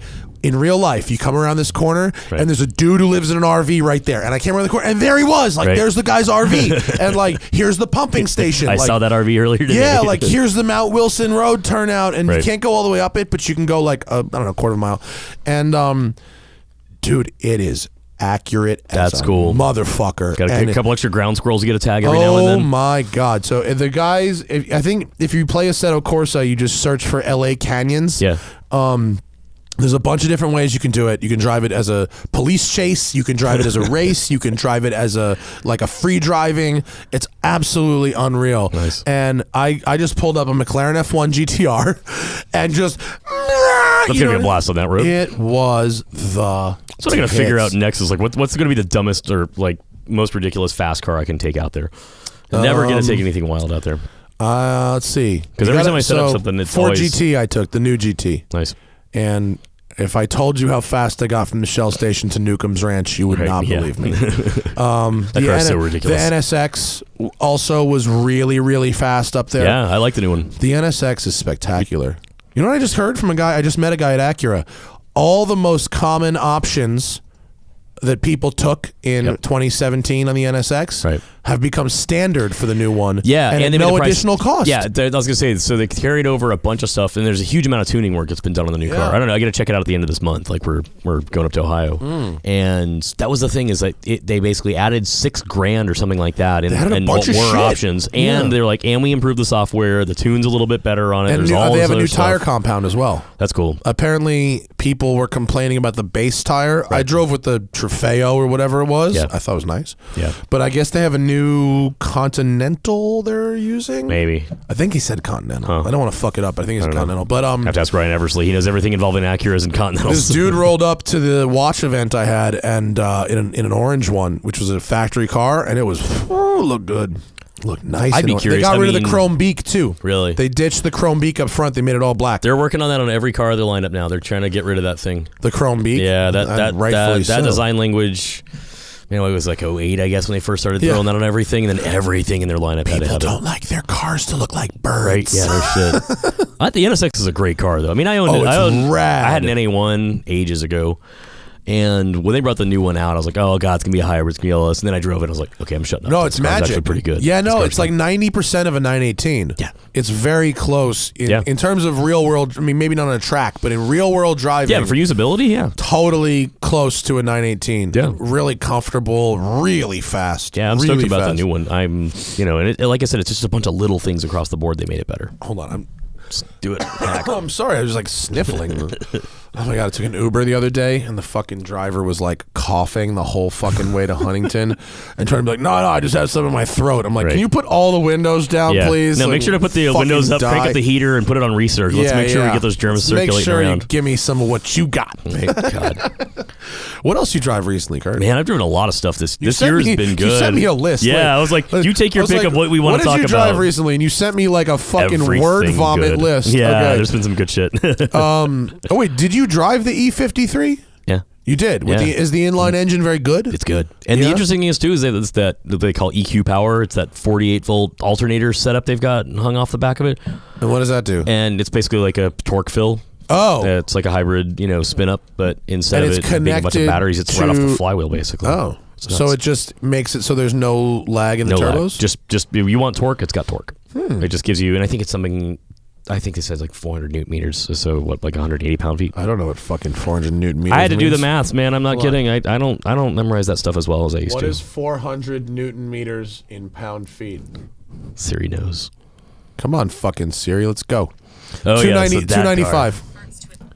Oh, maybe it wasn't that many then, because I remember being like in the 180 range. But either way, an extra 180 pound-feet of torque with no rev. Like, what is that super clean CRX so about? This thing, so I just reviewed this thing recently. There's a guy who's the service manager at First Texas Honda in Austin. This guy found this thing under a tree in the hill country in Texas and dumped, let's say, more than 10 grand into restoring this thing. Is it an SI? No, it's a DX. That's the funniest part. It's so cool. You spent 10 grand. It's not even a fucking SI. No. He had an attachment to it. He wanted that car. I guess there's a lot of guys, and I've had 3 different generations of SIs. My first car was an '88, and there's sentimental guys out there that love restoring their old Honda. They're like, I want to go find that car I wanted in high school, and I found it, and so he found it, and he.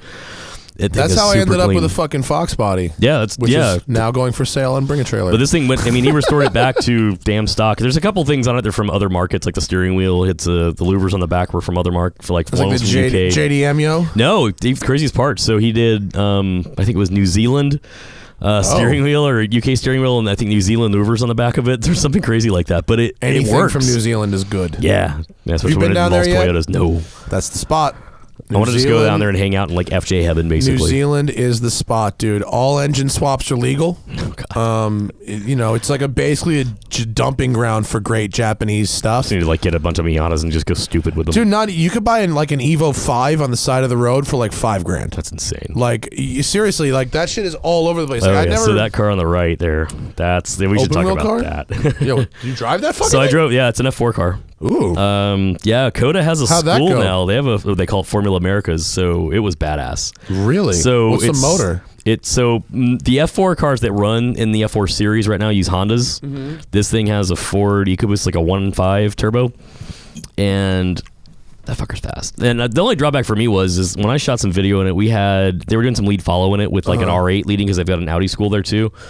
And it wasn't a bunch of racing guys. Like I got signed up for a day where it was a bunch of just amateurs doing it, and we were getting stuck behind people. But man, when I basically let a guy go for a while so I could stomp on it a little bit more. Dude, those things are quick. They got a ton of grip. They are fast. I mean, you're probably talking... Did they have talking, you on slicks or they had you on street tires? No, slicks. They did? Yeah, and they're probably, I would say that's probably a 210, 212 car around Coda. I wish I knew what that meant. That's fast. Like a P1's a 217 out there. Oh, okay, yeah. So crazy. Are you comfortable with downforce? Yeah. It's good. Yeah, I mean, I've got some single seat experience, so it was What fun. do you get for $650? Like a couple, I think 30-minute sessions, or no, a couple of 15-minute sessions they added up, and then they do some sim time. They do, but yeah, you basically they loan you all the fire suit, helmet, everything you need. You just show up sober and put some shoes on and go. Like they'll give you fireproofs, everything. Do they have one for fat people or tall people? I think you can be 6'2" and 220 something. I think that excludes me. Yeah, I mean, I forget what the sizing was like, and I'm not small, and width wise, I was a little tight in there. But I mean, an F4 car is made for kids. That's what they get juniors in to get that's training. like what 16-year-olds race. Yeah, it's a feeder series basically. Or even younger than that, like 12 and 13-year-olds are in those things. You start getting to the 16 range, you're probably in an F3 car. I need fucking.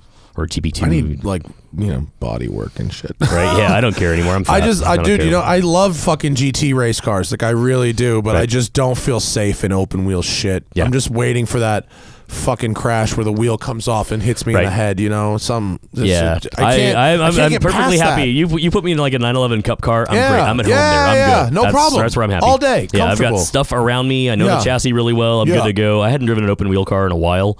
A little sketchy. It's you definitely need to put some heat in the tires. I learned that really, and it was in the summer when I did this. This is back in I think August, and when you know when they're cold, but by the time you get about 6-7 turns into Dakota, you've got some heat. There's the S turns there that'll put some heat in them pretty quick. One of these days, I'm gonna find an actual gig to drive Coda. I never have. Man, I drive it a lot. I mean, it's your my local backyard. spot. Yeah, I get instruct out there a lot. I get a lot of there's plenty of junkets that happen out there, and then we do a lot of experience days out there. So I would like to drive it. I just I'm not going to spend my own money to do it. Yeah, and they just scraped it recently. Earlier this year, they did a little diamond scrape on it to kind of get some of the bumps out of it. Was it bumpy? Yeah, I mean, or just had developed that way over from the F1 racing? tracks, they have this grading process they go through where it's like this 4-stage, there's different materials and compounds, and then they work up to the tarmac, and that basically is supposed to help eliminate any problems you might have with the earth shifting around it. Well, the problem is that in Texas, in F1 tracks they add a lot of extra rubber. Yeah, right? they do it's a lot more rubber than normal in the track, especially in the right? top level. Yeah. But the thing is that out on that side of Austin, it's just nothing but clay out there. It's all caliche. It's just 500 feet deep, basically. It's just that shit's expansion. It heats, it contracts, it moves. You're gonna get bumps. And so How long I think has Coda been open? 5-6 years. 2012 was the first year. 6 years. And it was November 2012 they were in the first race there. So it's going to get repaved, I guess, in the next year. We'll see how it goes. I mean, I drive it all the time. So every time somebody's out here, playing on the track, and it comes out, and they're like, "Oh, hey, let's, what's new? What's bumpy?" I was like, "Well, this is a little different. They've shaved this recently, or have done this, And so there's a lot to learn around that track. Are there any other good tracks in that area? I mean, MSR Houston is okay, right? Yeah, I mean, there's a couple of club tracks. You've got the driveway. I don't know in East that Austin. one. It's The driveway? It's another club track. Is it like a Harris Hill, but it's a little bigger? Except they've got some interesting programs about Can you like pull up the they do a lot of time. driveway, They do a lot of time racetrack? attack out there too, though. At driveway. I want to see what that's like. Harris Hill, I love the idea of, but it's so bumpy, it's like undrivable. And what's that other one that I went to in Austin that's so bumpy it was undrivable? What the fuck is that other one that called? Might have been Eagle Canyon? No, that's way out of Austin. That's Where's out. that? That's way outside Houston? town. That's Dallas? more like northwest of town. It's up there a bit. Is that literally it? No, that's something else. No, that is someone's That's racetrack. a That's a driveway. Yeah, somebody's actual driveway. Oh wait, is that it? No, you'll know it when you see it. What they've done at driveway is there's a lot of turns that they've simulated from other tracks. No, that's including not their own little corkscrew. It's called the driveway racetrack. Yeah, just say Austin. the driveway Austin. Yeah. But that's another one of those club tracks. But on theirs, if you're going out for like time attacks, they do a lot of that there. That third picture over that's it. But they've got different sections, and you have to take different courses with their instructors to get access to more parts of the track. Which pros and cons, like seems small. That looks small from above. Their GP circuit's like 3-1. Oh, okay. There's like L levels, like L1, L2. I like what looks to be that sort of tree lined section going. Yeah, in the that's back, the GP course. Yeah, okay. And then you can kind of tell on the middle third of it there where that's their little corkscrew. The part. Where's it? Oh, right there. Yeah. Oh, neat. Yep, they've got their own little. Is there elevation there? Yeah. It's not as much as Laguna Seca, but I mean, in Austin in general, you get a pretty good amount. Well, Coda's got a ton. What is as much as Laguna Seca? I mean, there's very few tracks that have a hill like that. Yeah, I mean, Coda's got 130 feet or something like that on the first turn, but yeah, but it's like 500 feet around the track of change around there, but that's Coda. But it's a 3.5 mile track. Yeah, it's a big track. Yeah. Laguna is like driving off a cliff. Yep. The only one I've seen that's like that is have you ever been to Germany? Bilsterberg? No. Bilsterberg is hysterical. It's like a fucking roller coaster track. Nice. Imagine Laguna Seca Corkscrew, but once you drive off the wall, instead of continuing down the hill, you hit a massive G thing and go back up that same hill. That's gonna be fun. It's pretty fucking rad. Yeah. Bilsterberg, it's really fun. That's fucking cool though. I gotta find a reason to come to COTA. Yeah, there's so many. They do so many press drives out there, and then everybody does like AMG Academy has a thing. BMW M does track days there. You know, there's plenty of ones that go out there, and it's customer sorts of events as well as press ones. They'll do it, but those guys will take over a track for a week. So you'll have guests that come out from media, you know, that get to play it for a day as well. But I would be disappointed if it wasn't like a real experience. Yeah, you know I love that track, man. Those guys, they keep that thing busy all the time. We get asked about it often. They have to, don't they? I mean, they don't have a choice. The thing's got to cost a fucking fortune. Well, it's privately funded though. That helps. At least they're not playing with state money. Yeah, they had their own backing on it. They had a fund. But the thing is, though, is that track. I mean, I'm out there all the time. I get to drive it all out. I get to shoot a ton out there, and I mean, that thing, though, they're a biz dev team, and they've got something going on because there's teams that test out there all the time. Manufacturers take over for like 2 weeks at a time. So there's always something going on. Someone's manning the phones. Hell yeah, no shit. Yeah, they're definitely keeping busy, which is cool. Out here, they're keeping busy at Thermal. I've seen so many people have been talking about shit going on at Thermal.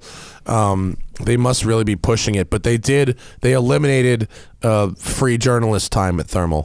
They pretty much told us all to kick rocks, which is unfortunate. I really enjoyed. That's when you know a track's getting busy enough is when they're not giving away time to people that will plug them. Right? They're like, no, we don't have to give away time anymore. We have people giving us money for that. I know, it's so unfortunate. Now, if I want like really free track time, I have to fly to fucking New York and run Monticello. Thank you, Monticello. I love you. Yeah, I still have driven that track. Monticello is spectacular. Yeah. And I'm not just saying that because they let me drive it for free. Right. That track is absolutely spectacular. I mean, it's like, it's almost like a VIR. Cool. In a lot of ways. Somewhere between a VIR and a Watkins Glen. Yeah. VIR is one of my favorite tracks I've ever driven. VIR is spectacular. It's what a great place to do fucking anything. Although I'll tell you what you don't want to do there: race at night. No, there's no way in hell you get me to race. I raced at night there in a jump car race, and the E30 we were driving had them cheap fucking Chinese LED bullshit lights. I've never had a scarier 2 hours of driving ever. I mean, I couldn't. And they get a little humidity in there and start rolling in some fog at the same time. You're like, I can't see shit for the next 3 hours. This will be fun. I finished my stint, but after that, I was like, nope, never again. Never again. No, sounds good. Yeah, it was crazy. Let's get to some of these questions. If you're with us live, now is the time to jump in the Super Chat and ask us some shit, and we'll get to it by the end of the show. Is that the top, Tim? That's the top. Landon says, did I cross the double yellow in the sim? That's the good thing about driving Assetto Corsa, the Canyons. 1, you can do it drunk. 2, you can cross the double yellow. What's actually really funny, it's funny he brought that question up because the first time I did it, I didn't cross the double yellow. And my friend Nick is watching me as I'm driving this thing in a McLaren F1, sipping a tequila and soda, and he goes, you're in a game. There's no oncoming. Yep. And I go, man, my brain is programmed to stay. And he goes, trial lap. Yeah, but if you're crossing into the double yellows on the sim, does it have like where the little markers are for the reflectors? Does it start upsetting the balance? No, they do. I gotta call up Phoenix and be like, you need to put the bots dots. That's the problem. That's another big reason why you don't want to cross double yellows on ACH because that shit just upsets the suspension so badly. I was so happy when they put those there. I was so it's a good reminder. Stoked.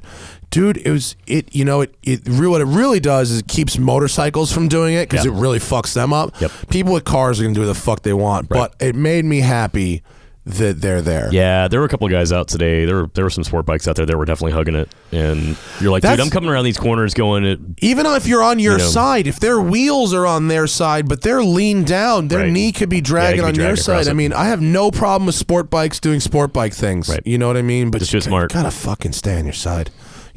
Bikes out there are fine. Cyclists out there are another challenge. That's just suicidal. There's nowhere to go. I try and give them as much room as I can. do, yeah. I'll give room. And I have a lot of respect if you climb that mountain on a bicycle. A ton. That's a lot of elevation change. I just say, if you're a cyclist, do everything you can to make yourself visible. Yeah. Because there were guys out there wearing all black on a black bike today. Yeah, there were a couple of dudes I came across that were wearing high vis though. I was like, thank you. You're the guys we like. Just do me a favor. I'm happy to share the road with you. I really am. I'll slow down. I'll move over when I see you. Just make yourself visible. Yeah, I'm not setting any records out there. No. I'm definitely going to get out of your way and do it. But on some of those, you come up on them and you're going into a corner and you can't see around it, and you're like, oh shit, I'll slam down the brakes. I'll make sure to not hit them, and cross over. But just be visible, and I'll do my best to not hit you. Right. Thank you, Landon. Already taxed the middle class says, longtime fan, I have a dilemma. Buy 2 junkyard cars to make one. Or, and the 2 cars are a BMW 1 Series and an E92 M3. Or buy a whole E90 something M3, 80% street. Now, I drove a 1M with a V8 in it. That dude Marco's car. That was Which built by, V8 though? The M3 V8. It was an M3 V8. Yeah, So it was an E90 like. Yeah, with the S62. Hell yeah. So I drove it twice. Once it had the regular engine, and then they put the Dynan Stroker one in it. So the 4.6. Is the 1M V8 that much better? Yes, it is. However, I just think before you get into a project like that, you should really think about what it's going to take to make those things work. It's a lot of man hours. It's a lot of man hours. It's a lot of electrical engineering as well. It's not a plug and play thing. Right. And I think when Performance Technic did it, they used M3 subframes. They used a complete M3 driveline, including the differential. They used an M3 wiring harness. Like, you needed a lot. There was more to it than just putting the engine in. So I don't know how fucking talented this dude is as an engineer, but just be advised of what really went into that versus buying something that's pretty much ready to drive right now. Right. But look, if you do it and you actually it cost Marco, who owned the car, it cost him like $150,000 to make that work. Damn. And with a shop at your disposal. With a shop. Right. And so, just be aware of what you're getting into, because I'd hate to see you start with 2 cars and end up with a half a car. Yeah, instead of a whole shit. You're going to have two incomplete cars. Hope the guy's not married. Is he married? That's the really dangerous question. Yeah, your wife will leave you, and then you start with 2 cars, and then you lose half your net worth. Right, yeah. Justin, thank you as always. Justin Clark fucking gives us, he basically pays our rent here. Nice. So thank you, Justin. We got to the thing about the Mustang before. Jack says, I'm curious what you think of VW Westphalias and the market for them. My family has had one since 91 when my granddad picked it up new. My dream is to put a WRX motor in it. Westphalia, for those who don't know, would be the camper version of the Vanagon, which is the boxy 80s version of the van. Actually, I'm going to defer to Timmy on the Westphalia question. What do you think, Timmy? He's an expert in Volkswagen vans and and off-roading and camping. I love them. The Syncro is the best one, of course. And I haven't looked at the prices for about 6 months, but they were stupid. They were through the roof. Yeah, right? 60, 80, 100 grand. For a Syncro. I don't know. You think, are all Westies Syncros, though? No, right? No, Okay. not at all. Syncros are rare. Yeah. So if you have a Syncro, by any chance, and your granddad has bought it new, and it's in good shape, it's probably worth a lot of money. But keep any of them. In my opinion, put the South African grill on it, the round headlights instead of the square. Oh, you make them look a little. Yeah, that looks. Can you get a picture cool of what that looks like? The South African market, Westphalia? Because I don't know if I could seen one. I don't know. Westies are popular. Like 80s Vanagons are coming up. I see a lot of them in California. They're much more drivable than old school microbus. Right. Oh yeah, look at that. That looks great. That's a cool. German spec. That looks nice, man. That's got good wheels on it too. It's the right color. Yeah. These things are fucking hot in Cali right now. And unlike a microbus, they don't drive like horrible. Right. But they're slow as shit. That's why everybody puts Subaru motors in. I was going to say, everyone I've seen, Super it's always got a WRX swap in those. Is that an easy swap? A WRX motor? I don't know what the details are, but it's very, very like, common. it's another so it can't flat be that four. hard. Yeah. It can't be that hard, right? Four bolts and drop it out the bottom. Who knows? Yeah. Right, we'll see what happens. Dude, I think if we you see that next thing you know, your comments just start filling up with all these guys that are Westphalia builders who go, "Fuck you guys, this is really hard." I don't know what the fuck you're talking about. I don't know if it's hard, but like, I mean, I think they probably will last quite a while, right? And if you've got one and you want to put a WRX motor in, keep your grandpa's car going, fucking go for it. And there's still nothing quite like it that's about that size that serves as a camper van. Right. And there's a fixed number of them. They're not making any more. Right. The later Transporter front wheel drive thing is different. This is still a rear engine car. Yeah. You know, like there's always going to be a market for it. So I don't think the values of them are going to fall off a cliff. So if you've got one and you can make it something you want to drive and keep it going, then yeah, fucking do it. Especially when it's in the family. Like, dude, keep Yeah, that if thing it's in around the for a while. family, keep it in the family. Hell yeah. Thanks, Jack. Blakesley says, take my Safari 911 on All Cars Go to Heaven 3. That's not the point of All Cars Go to Heaven. Right, it's supposed to be a sled to begin with. All Cars Go to Heaven is the end of the line for a car. Right. And if I treat my fucking Safari, I'm going to, with Lee Keene, my car's going to be done in 3 weeks. Lee just texted me. Nice. Car's basically done, but he wants to drive it for a couple weeks to anything goes wrong. And I'm like, please, just, I don't want to have any problems when it gets home. So, we're gonna, he did that amazing. Can you get pull up Lee's Instagram? It's LEHMANK, Lehman K, right there. He's got pictures. They did an amazing spread of this this ridiculously beautiful all safari off-road adventure, and it's a 28-page spread in 000 magazine. Look at that shot. That's a good shot. Yeah, and this is all in North Carolina by Lee's house. This is so dope. All these safaris just off-roading together. I love this. And so the next one of these he does, I'm 100% going on. Hell yeah. And he's building like 5 in a row cars for the West Coast. That's cool. Including mine. Mine is the second. There's one in like Reno. There's one in San Francisco, mine, and then there's going to be 2 more coming. And we're going to put together a West Coast safari rally. Hell yeah. And so it won't be All Cars Go to Heaven, but there will be off-roading. Look at that picture. That middle one up top. Yeah, that fog. The fog, the rays through the fog. I want to do it if Hannah doesn't come with me, which she may or may not. If Hannah doesn't come with me on the safari adventure, I'm inviting Larry Chen. Yeah, no shit, right? Honestly, wait till you want to see. shoot. You want to shoot anything in the dirt? That guy's gonna be your guy, Dude, wait till you see my Bring a Trailer ad. It's all fucking Larry all him. Chen. Yeah. I asked him if he could use the Speed Hunters pictures for the photo. He's like, Nice. yeah, dude. Hell yeah. So it's all gonna be a Larry Chen shot and Bring a Trailer. I'm waiting for that email to come to me, and somebody's just like, I want to just like sell my car and bring a trailer, come shoot it for me. And I'm like, what are you trying to sell? It'll be like, I want somebody to send me something ridiculous request. It'll be like, I'm selling a '95 Civic EX. Yeah. You're like, I'll make with it like the badass. most beautiful studio Right. shots. Yeah. For sure. But thank you, Blakesley. Oh, you had another one. So what about All Cars Go to Heaven 3? Just period. The problem with All Cars Go to Heaven 3 is all of us are too busy to take 2 weeks off to go work for no money. The idea of taking a shitbox and going off-road is great. It's when you try to turn it into a movie that it becomes actual work. Yep. And it doesn't make enough money that it was worth it. That's a huge amount of time to be gone. It's a huge amount of time to be, and all the post. yeah, and like the first 2 movies, like the 4 people, 5 because Timmy came on the second one, but the 4 people are the cast and the film crew. Right. And so to really do it, you need a cast of 4 and then a film crew. So now you're talking about paying other people. Right.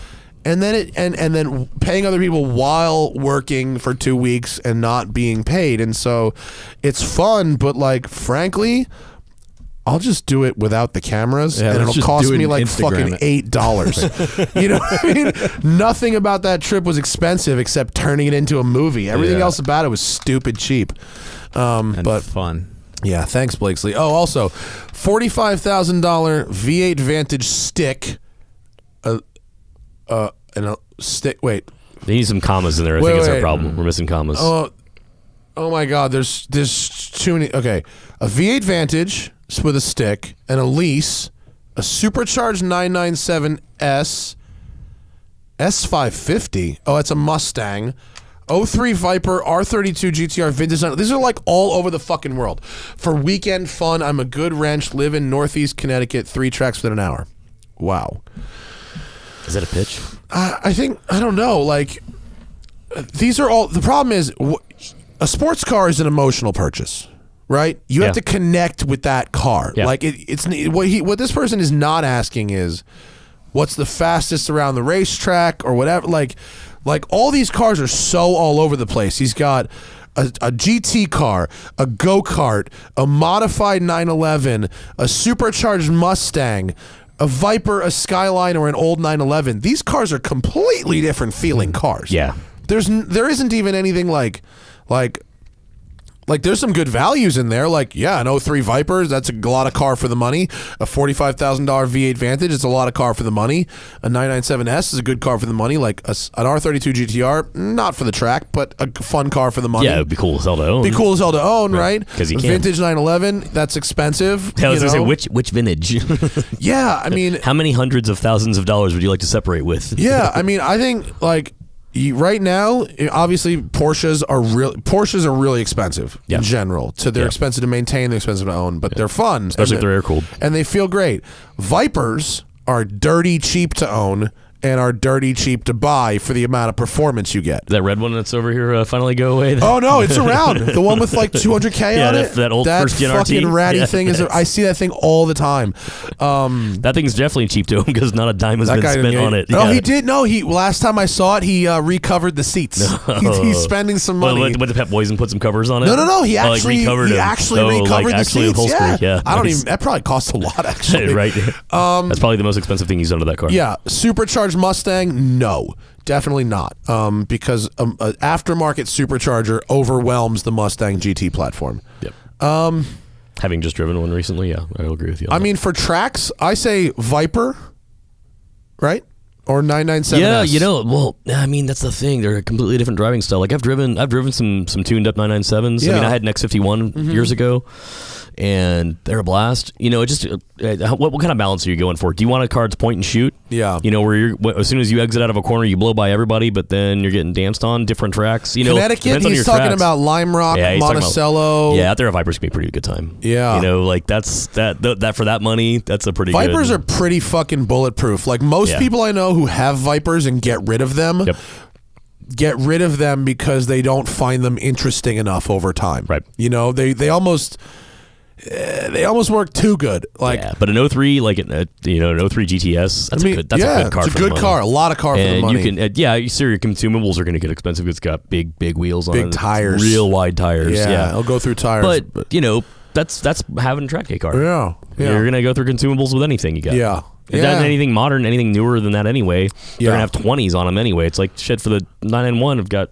Yeah, if you're going to be at the track, $600 a tire anyway. Totally. If you're going to be at the track, I'd eliminate the Vantage, the Elise, the supercharged Mustang, the GTR, and the vintage 911, which leaves the Viper and the 997S. Yeah. That's what I would say. I wouldn't track a 964 anyway. I'd let my friend Larry's got one, and he's put fucking God knows how much into it, only to end up with a car that's like kind of quick. Yeah, it's fun. It's what I mean. Canyon car. It's got a great feel to it, right. but like on a track like a big fast track, it's just not that fast. Yeah. And you can buy a lot of 250 horsepower. Yeah, you can buy a lot of factory performance now. Air cooled Porsche horsepower has horrible value for money. Oh yeah, absolutely. Just look at your friends at Gunther Works. Right, no kidding. Yeah, I love that car, but you look at the price point of what you have to do just to get that motor. God. You're like, holy crap! And guys are like, why are they so expensive? You're like, because of the motor. That car's like that car's got like $150,000 engine. Yeah, just the engine. And all that carbon body. Yeah. I mean, I love what those guys do. I mean, everybody asked me that thing. They were like, all right, what's the difference? What do you think between that and the Singer? And I was like, different. What Singer are doing an entirely different thing, and what Gunther Works, they have both totally different schools of thought. They both are doing their own take on something. And they're both really cool. And I love that they're both wildly great amount of detail put into the cars, tons of effort going into it. They both drive amazingly well. Yeah. Like, I don't know. I mean, somebody asked me about that. 430 horsepower, air-cooled Porsche. A lot of motor. It's a $150,000 engine. Yep. Or you can get a junkyard LS. You Right. know what I mean? Man, I know they're not the same, but there's gotta be a good marketplace now for guys that'll go buy 930s and 964s and just start doing something stupid when they're like, hey, I made this subframe for this. We can start doing crazy LS swaps and wild shit with it. Like, there's got to be some dude. They have in a that. shed. Renegade Hybrids. Yeah, it's true. Renegade Yeah, Hybrids those does it. And then our friend Busy Moto is he is doing twin turbo kits for like base Boxsters, which is kind of interesting. It's hilarious. What, like the old 2.5? The old ones, 2.7s and shit. Yeah. I don't know why, but he loves that shit. Let's take a car that's got 190 horsepower and give it 240. He likes anything that starts out shitty. Right. He's any challenge that guy can take. Take an NA Miata kind of power for plant. sure. Let's see. Adin, I think it's Adin, says, what is the better driver's car? A BMW E30 with a dialed suspension and an S54 swap, or a stock 135i? Easy one. I mean, yeah, easy one. Kurt, you want to take this? Dude, E30 by the way, easily. Yeah, E30 with an one S50. of the best chassis. Yeah, with an S54 and a 6-speed is Yeah. gonna be a nasty motherfucker. Yep, friend of mine's got an E30 wagon. It's a Euro.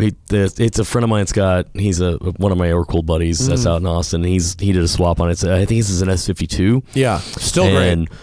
But yeah, I mean, shit, that's still a great motor. It's a bunch. And it's got a ton of work done to it. Yeah. I mean, it's a monster. I drove but an that chassis is E30 perfect. with an S54, a 6-speed, and an M3 differential in it, and it Brilliant. was rad. Yeah, those cars are perfect. Now, I have a friend, Alex Bernstein. You know Alex Bernstein? Mm-mm. He's a shooter. He does a lot for like European cars, stuff Nice. like that. And he's got a modded 135 that's fucking fast. I mean, really fast.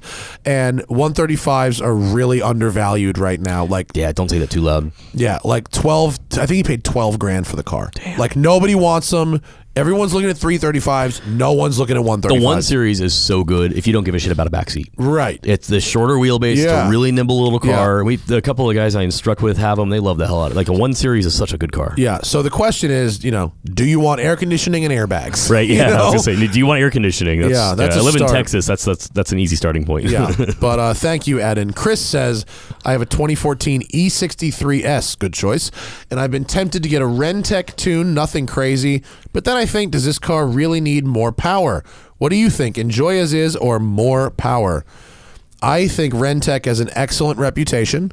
I think their cars are not known for going boom. Hartmut at Rentec is a great friend, and he was one of the original AMG engineers in the U.S. assembling those motors. I don't see any reason not to get the Rentec tune, frankly.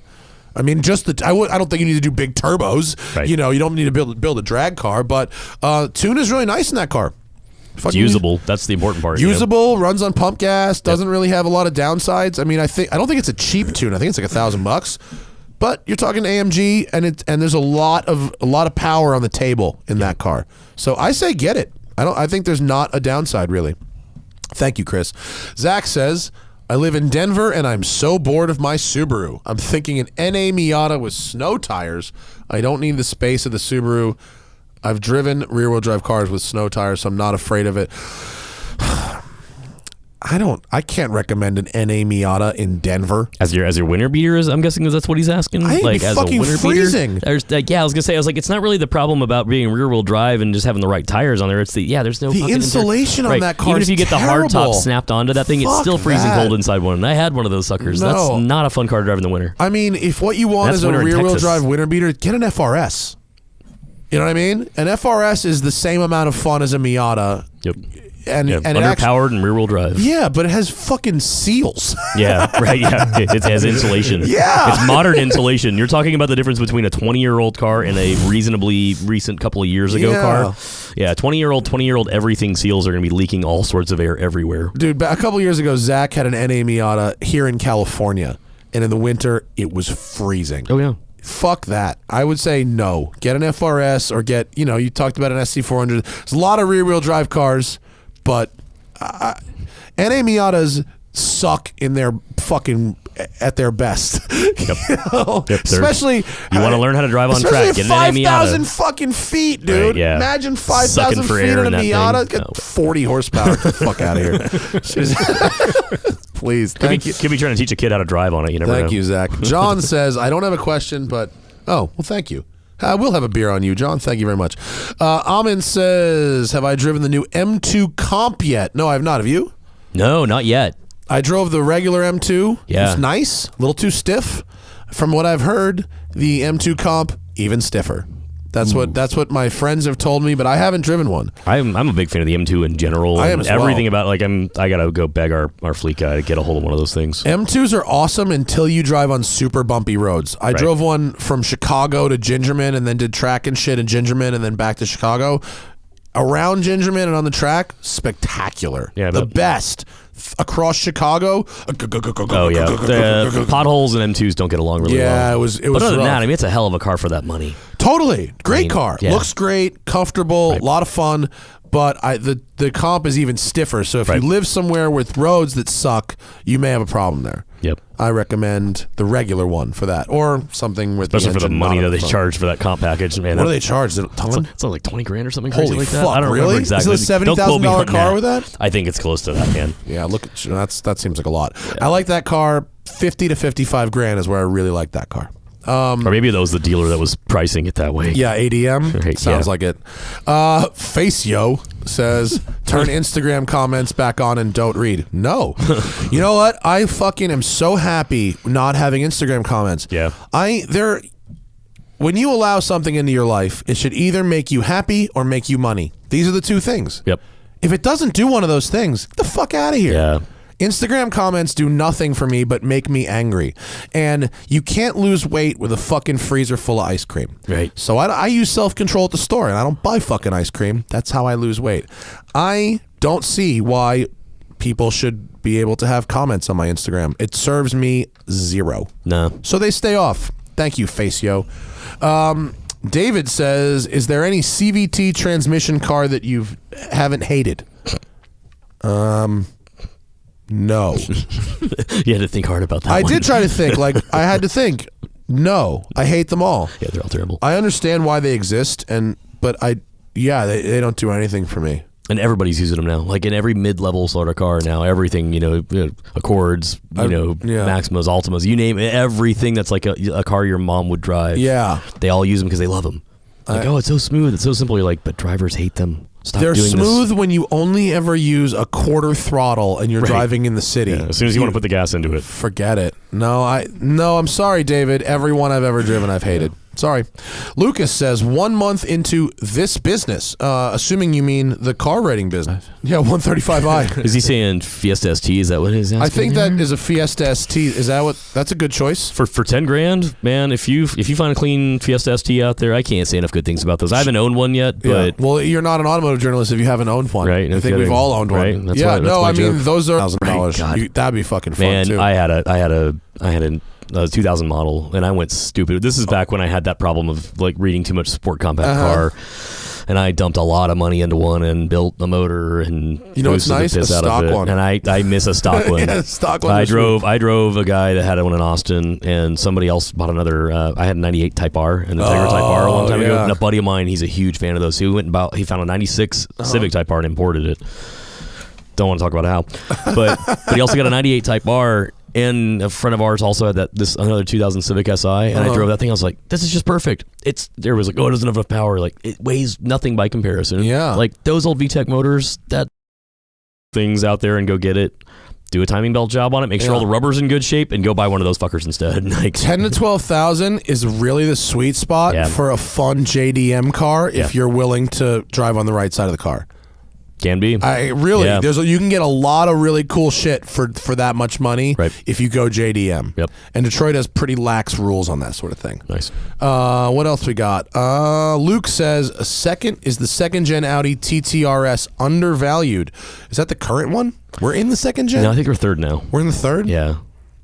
The second gen TTRS was a great car, or the one before we have now. It was a great car and takes mods really well. Yep. Are the 1M and 981 Cayman really better? Yes. TTRS. However, if you want to make huge power, like I drove APR's TTRS that made 600 horsepower. Yeah, you can get a ton of that 5-cylinder. Yeah, and you don't have to do much. It was like intake, exhaust, intercooler, tune, and a turbo upgrade, and it was 600 fucking horsepower, and it flew. Yeah, the only thing is when you look at one of those cars and you're asking somebody about it that wants to like compare it to a Cayman. Yeah. You're like, what do you want to put in the car aside from your body? Right. Outside of that, if you need to like travel anywhere with it, you want to put anybody else in the car, then at that point, I'm like, just get a Cayman. Why? Can you not put things on TTRS? I like the way it drives more. I think I just love that mid-engine setup, man. The Cayman's just so fun. It's Caymans are great. The TTRS to me was it's quick though. It's just heavy. It's like somewhere between a rally car and a supercar. Yeah. Like especially with a bunch of mods. The new one was very rally car-ish. Yeah. And I actually thought the handling was really, really good. I mean, yeah, like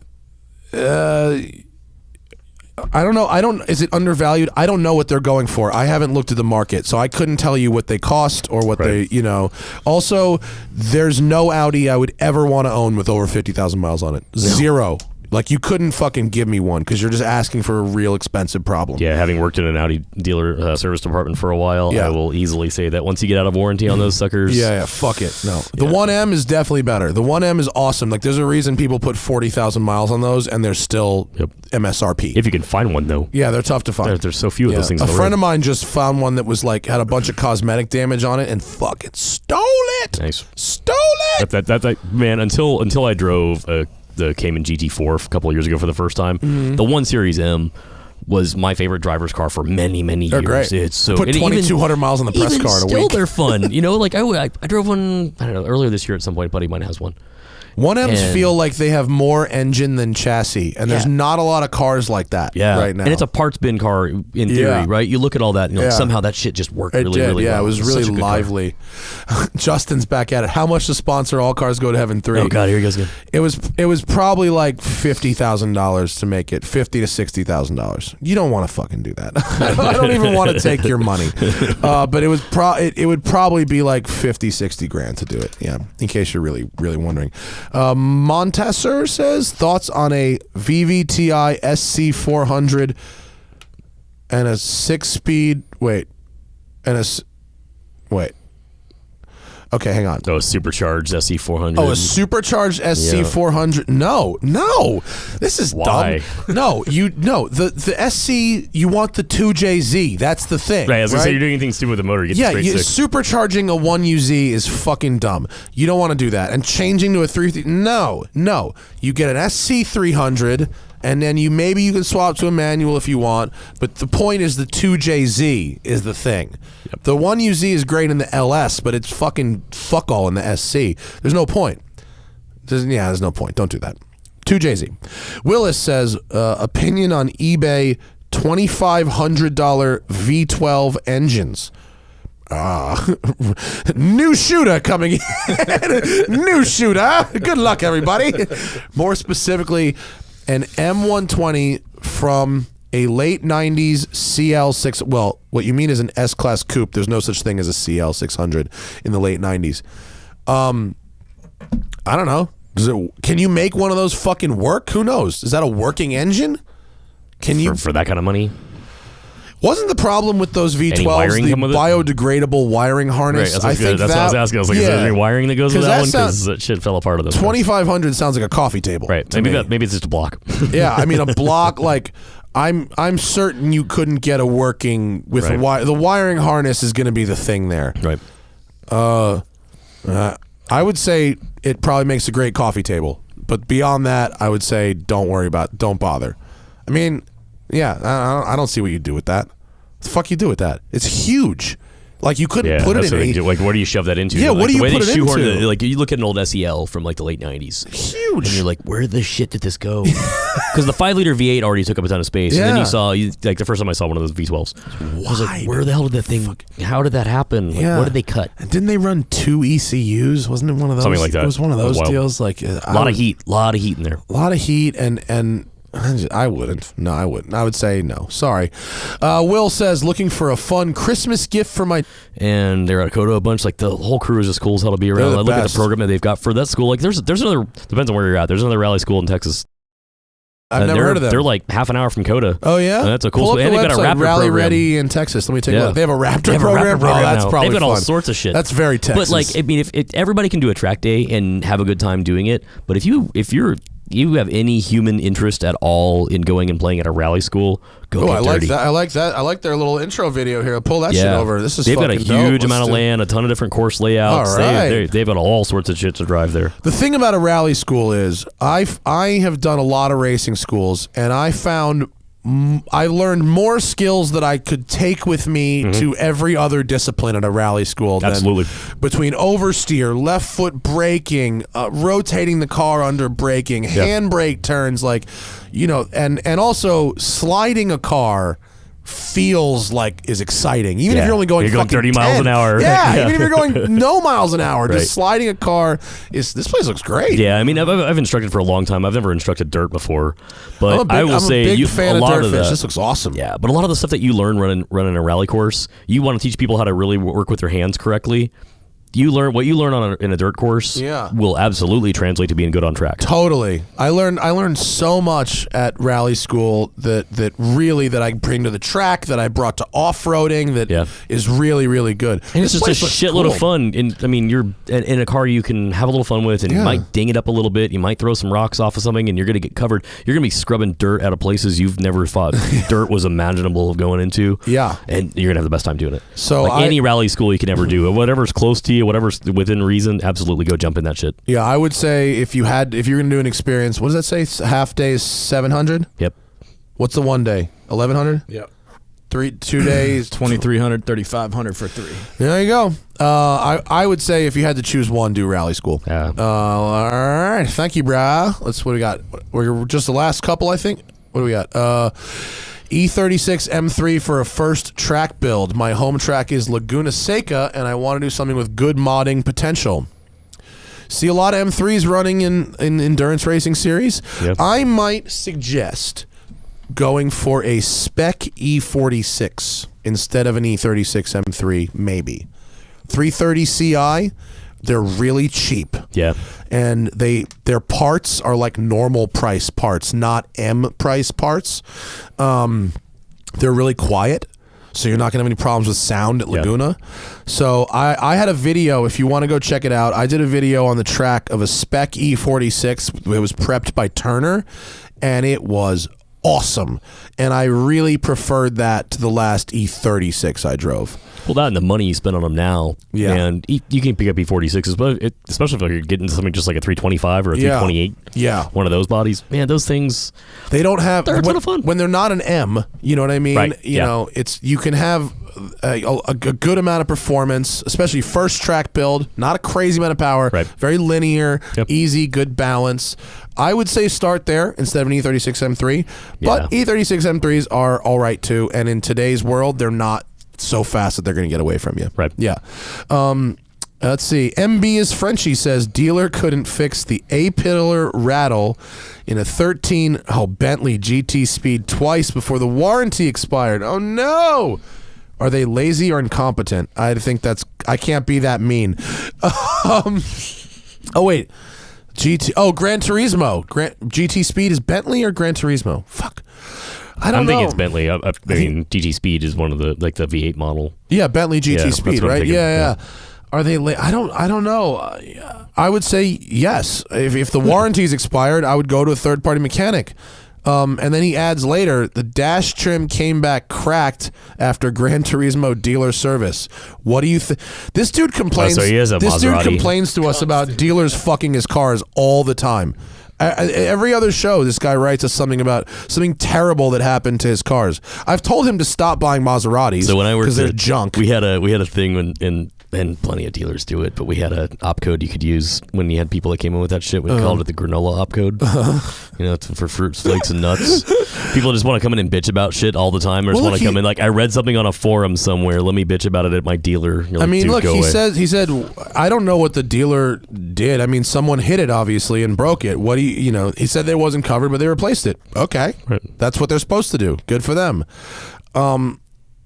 Yeah, it's not a defect if somebody breaks something. Yeah, I you mean, know? somebody fucked up, but like It's like a warranty about claim. your A-pillar rattle, like a Bentley shouldn't have a fucking rattle, and they should fix that even if it's out of warranty. I mean, if you bring it back over and over and over, that's a problem. Right. But I don't, it's a fastener, man. I mean, the warranty. First off, if you bring something in repeatedly for an issue, Right. and between the second time of it not being fixed and the third time the warranty expires, your issue began before the warranty expired. Somebody tells me you have other conversations with the person at the dealer that maybe some other shit's gone on, and you know, like, because most dealers are going to go to bat for you to help you out. If it's some little thing that's going on in your car, or some little thing got cracked, or some little noise that's bugging you, like most of them, if you're a good service customer, they'll be like, "Hey man, I got you." Yeah, and I mean, like. You know there's a rattle in the A-pillar. Like, if you can narrow that down to an A-pillar, it's like, not hard to pop that stuff off. Yeah, like that should be fixable. Like little harness, little wire for the airbag line, something like that. Little fastening. Just there's lots of foam tape in cars. There's a lot more than you think, even in really expensive cars. Yeah, I mean, but 13. You're now talking about a 5-year-old car, right? And there shouldn't be rattles, but like. Look, my dad's got a fucking Cayenne Turbo. It's like a $150,000 car. Right. He goes over bumps like things rattle. Yeah. Like they do. If you get concrete roads or potholes every now and then, shit's going to start breaking up over time. He's in New York. Imagine 5 years on a GT Speed in New York roads. Like, shit's going to come loose. Yeah, like, fuck up a car. So, like, I think they should have fixed your car. And I think that if you brought it in for the same issue that persists past the end of the warranty period, I think they should cover it. You've got goodwill claims for that. Yeah. That's a common thing. But if you're not about your dealer, go to a third-party mechanic. I mean, I advise not going to dealers ever unless you're doing a warranty claim. Thanks, man. Good luck with your expensive-ass cars. Pat says, second-gen Gen Coupe 3.8 versus a Nissan 350 or 70Z. I think it says G Coupe, but he means a Z Coupe. Right. Or maybe he's talking about like an Infiniti, the G35, G37, maybe. Oh, maybe. The same chassis, same, VQ, I would get, all those VQ engines. I'd probably have the Infiniti if that came down to it. I'm not a big Z fan. The Zs don't do it for me, really. I don't enjoy either of those cars. I really don't either. They're, they sell the hell. Especially when they first hit the marketplace, like mid 2003, 2002s, and that stuff started hitting. Everybody was all over those damn cars. Yeah. I think my biggest gripe with those things is I hate the sound of a VQ engine. Yeah, I liked it when it was brand new back 10 years ago. Because it was unique. It was unique. Yeah, it was cool. It had a good sound to it. Now it sounds rough. And then you hear it and you're like, imagine sitting in a freeway for, like 5 days a week, 10 miles a day, just that droning sound at 2,800 RPMs. I'm like, fuck, I would kill everything in sight. I've driven a couple of Zs that, with the right combination of coilovers, the right alignment, the right brakes, and the right exhaust, were balanced and fun. Right. But it really did take it took the right combination of shit. Yeah. Go dig through my videos and find a 350Z I drove. It was red. Look at the center cards for a red one. That one, whatever that guy did, that one was the least annoying sounding one. You know what was important? A single exhaust conversion. Yep. To go from the 2 to the 1, which looks weird, but it made it sound a lot better. Right. Yeah, some of the VQs I just don't love. Yeah. Gen Coupe 3.8 second gen is a good car, not a great car, a good car, competent car that no one thinks about. But it's all right. It's kind of characterless, but it's all right. It is, it's all right. Willis is back. Get the V12 or buy an LS and be a basic bitch. Is he talking about putting a motor into a car? He's talking about swapping a motor into a car. Why would you swap that engine though? You don't, because it's not just that it's big, it's that it's fucking heavy. Right. It's a boat and there's anchor. all sorts of electrical issues you're gonna run into with that one. Like, and it's definitely not a plug and play platform at all. No. There's a reason why people LS swap the shit out of everything. Small, light, standalone ECUs. Simple, right? Yeah, like so everybody's like, but everybody does it. You're like, well, yeah, but if you go take an E36 or an NB Miata, and you've done that, and you've had one of those things, that's one of the best damn things. You're gonna have a blast every time you get in the car. It'll work. That's the other thing too. It'll always start up. It'll always drive. Yeah, you're never gonna have any crazy little fault codes thrown off on it. It's just gonna be a fun little car to beat up on. I've never driven anything with an LS swap where I was like, well, this sucks. Ever. No such thing. One of the raddest cars I ever drove was an E46 M3 with a fucking LS in it. Yep. Drift car. Fucking badass, dude. It was hot. And you can make them quiet. They don't have to be They don't have to be barky and loud. You can make them quiet. No, Put normal mufflers. Yeah, just get an LS. You can get an LS3. Yeah. Throw it in an NB. Get a T56 if you really want to do something crazy with it. A friend of mine did that in Austin. Put an 8.8 rear in it, and T56 and an LS3, and it's fast, but it's also reasonable. Yeah. And by the way, LS swaps are only common on the internet. On your day-to-day life, you're not encountering a dozen LS swapped cars. I'm at a track in Austin, or in San Marcos, Harris Hill all the time. Yeah. There's tons of Miatas and lots of guys that swap stuff there. Yeah. But outside of the track, you don't run into that shit every day. And if you did, you'd be like, damn, that's fucking cool. This is a good town to live in. Where is this? This is Swapville, USA. Yeah. And MB is Frenchie is back with the last one. What is your favorite V12 car? Ooh. Well, the Lamborghini Countach, my friend. No one goes and buys an 80s V12 car unless you really like it. There's a lot of good V12s. The Ferrari makes a great V12. The 812 and its offspring are great. Aston's V12 is a boat anchor, but it makes a good sound. Oh man, this guy must be wasted. He's fucking just throwing them out there. I'm killing it. I don't care if you donate after this one, MB is Frenchie. I'm cutting her off. The show is over. I'm a big fan of the Lamborghini V12 for all of Lamborghini's faults, and there are many. That fucking engine. Wait till you hear my Countach. Man. It has a period Albertoni exhaust on it with no cats. It's fucking rad. It's gonna be great. It's so rowdy. And the last one is, what car is going to replace Hannah's Volvo? I don't know. Whatever car Hannah wants. I don't even fucking go on test drives with my fiance. She seriously, she'll ask me to help her buy a car. I won't, because I don't want to exert.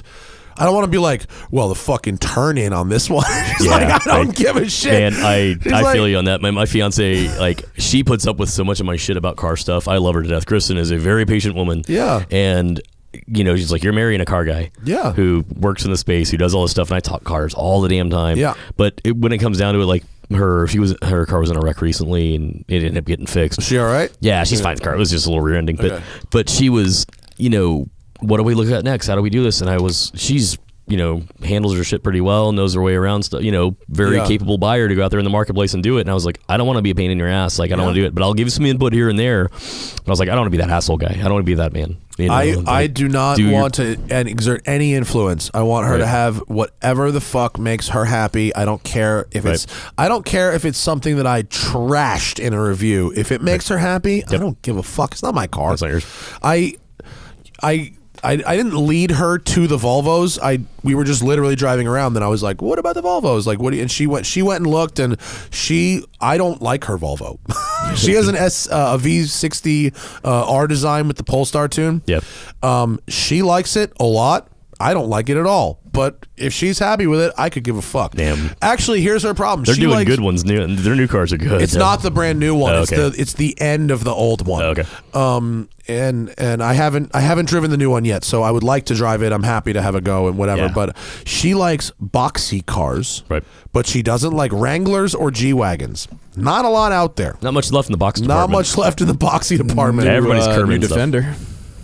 I will never tell her what to buy or not buy With unless she suspension? wants a Defender. Yeah, right. Yeah. They're like, honey, it was really, man. We were at brunch the other day on Sunday, and there was a 110 that was at the light right in front of us. It was cleaned up, a right-hand drive, Yeah. really clean. And you see a couple of them around Austin every now and then, but this car, it was super clean. She looked at it, she goes, ooh, and then she pauses again. She goes, ooh, again. I was like, ooh, what second? She goes, yeah, because it's a right-hander. I was just like, oh, you want a right-hand drive, huh? I'm marrying right. I hate Defenders so much. They're cool, but man, they're a real pain in the ass to work on, man. Actually, do they still make the LR4? If that's still in production, or they kill it? No, I think it's just Discovery. Because they switched it to Discovery, again, right? That last LR4 from a few years ago, though, it's still boxy, still good. I liked that LR4. Yeah. We got one. We went up that same trail to Villar, and with the LR4, and it was lovely. Yeah, that was a good little car. I still like the shape of a boxy Land Rover product. I agree with you. I do. I'm excited to see what the new Defender is. I fucking hate the old one so much. It's not. You can't have arms and drive them. Living in Southern California, you saw them everywhere. We don't get a lot of those in Texas. The new one has independent rear suspension. That's bad, right? That's bad for rock crawling and shit like that. Yeah, but I don't think it's good for Nantucket. But the Defender's supposed to be Land Rover's hardest core. I know. I think they're substituting electronics for a lot of that, right? Yeah. The smart, I think smart that's the diff and a argument. traction control. Yeah. Yeah. I think the argument is how big of a rock do you really need to crawl? And do you need the articulation to have both wheels down, or if you have the electronics with one tire? Yeah. Right, kidding. Do you see like when you go to like Moab and go to real off-roady places though? Do you see Defenders? I feel like it's all Wranglers and stuff. always Jeeps. And Yeah. It's always Jeeps. It's not. People aren't really doing that shit Right. with Defenders. They drive them in fucking Nantucket. Yeah, old Forerunners and stuff Yeah. like that. Yeah, but it's Maybe not in that the you UK. can't. It's just that they don't. Yeah, right, right, totally. Yeah, I did in South Africa. I went on safari and we were in a 2017 Defender with a shitty little diesel and a manual Right. gearbox, and it did the job. Yeah. But they also had Land Cruisers, same Right, thing, just yeah. as good. Kurt Bradley, Well, what do you better. want to plug before we get out of here? Anything? Just me, man. I'm just Jalopnik. straight, shooting away for Jalopnik. We're doing a ton of good work. It's Kurt Bradley with a K Yep. on Instagram. We've got a file. There you go. Go back. And you're on. Is it Kurt Bradley on Twitter also? Yes, it is. Yeah. Okay. Kurt Bradley with a K. Oh, why don't I fucking follow it? Click that. Click follow. That. Thank you. You got a bunch of stories coming out. That's good for you. You got a busy summer. I'm driving a ton of shit lately, and Hell yeah. and more to come. It's been a good year. Awesome. And I'm driving a lot. It's Well, fun. thanks for coming down, dude. Yeah, Appreciate glad we you. did this. Shout out to Jalopnik. What up, Patrick George? We love you. Way to pull up that streaming screen right over there, Timmer. I'm just showing people the background. Yeah, behind make the sure they scenes. know the little BTS. The Smoking Tire Podcast is powered by Shout Engine. Get your own damn podcast at shoutengine.com. All you need is a microphone, a connection to the internet, and something to say. Leave us an iTunes review if you use iTunes. Help keep us high in the rankings. And that's the fucking show. See y'all later. Goodbye.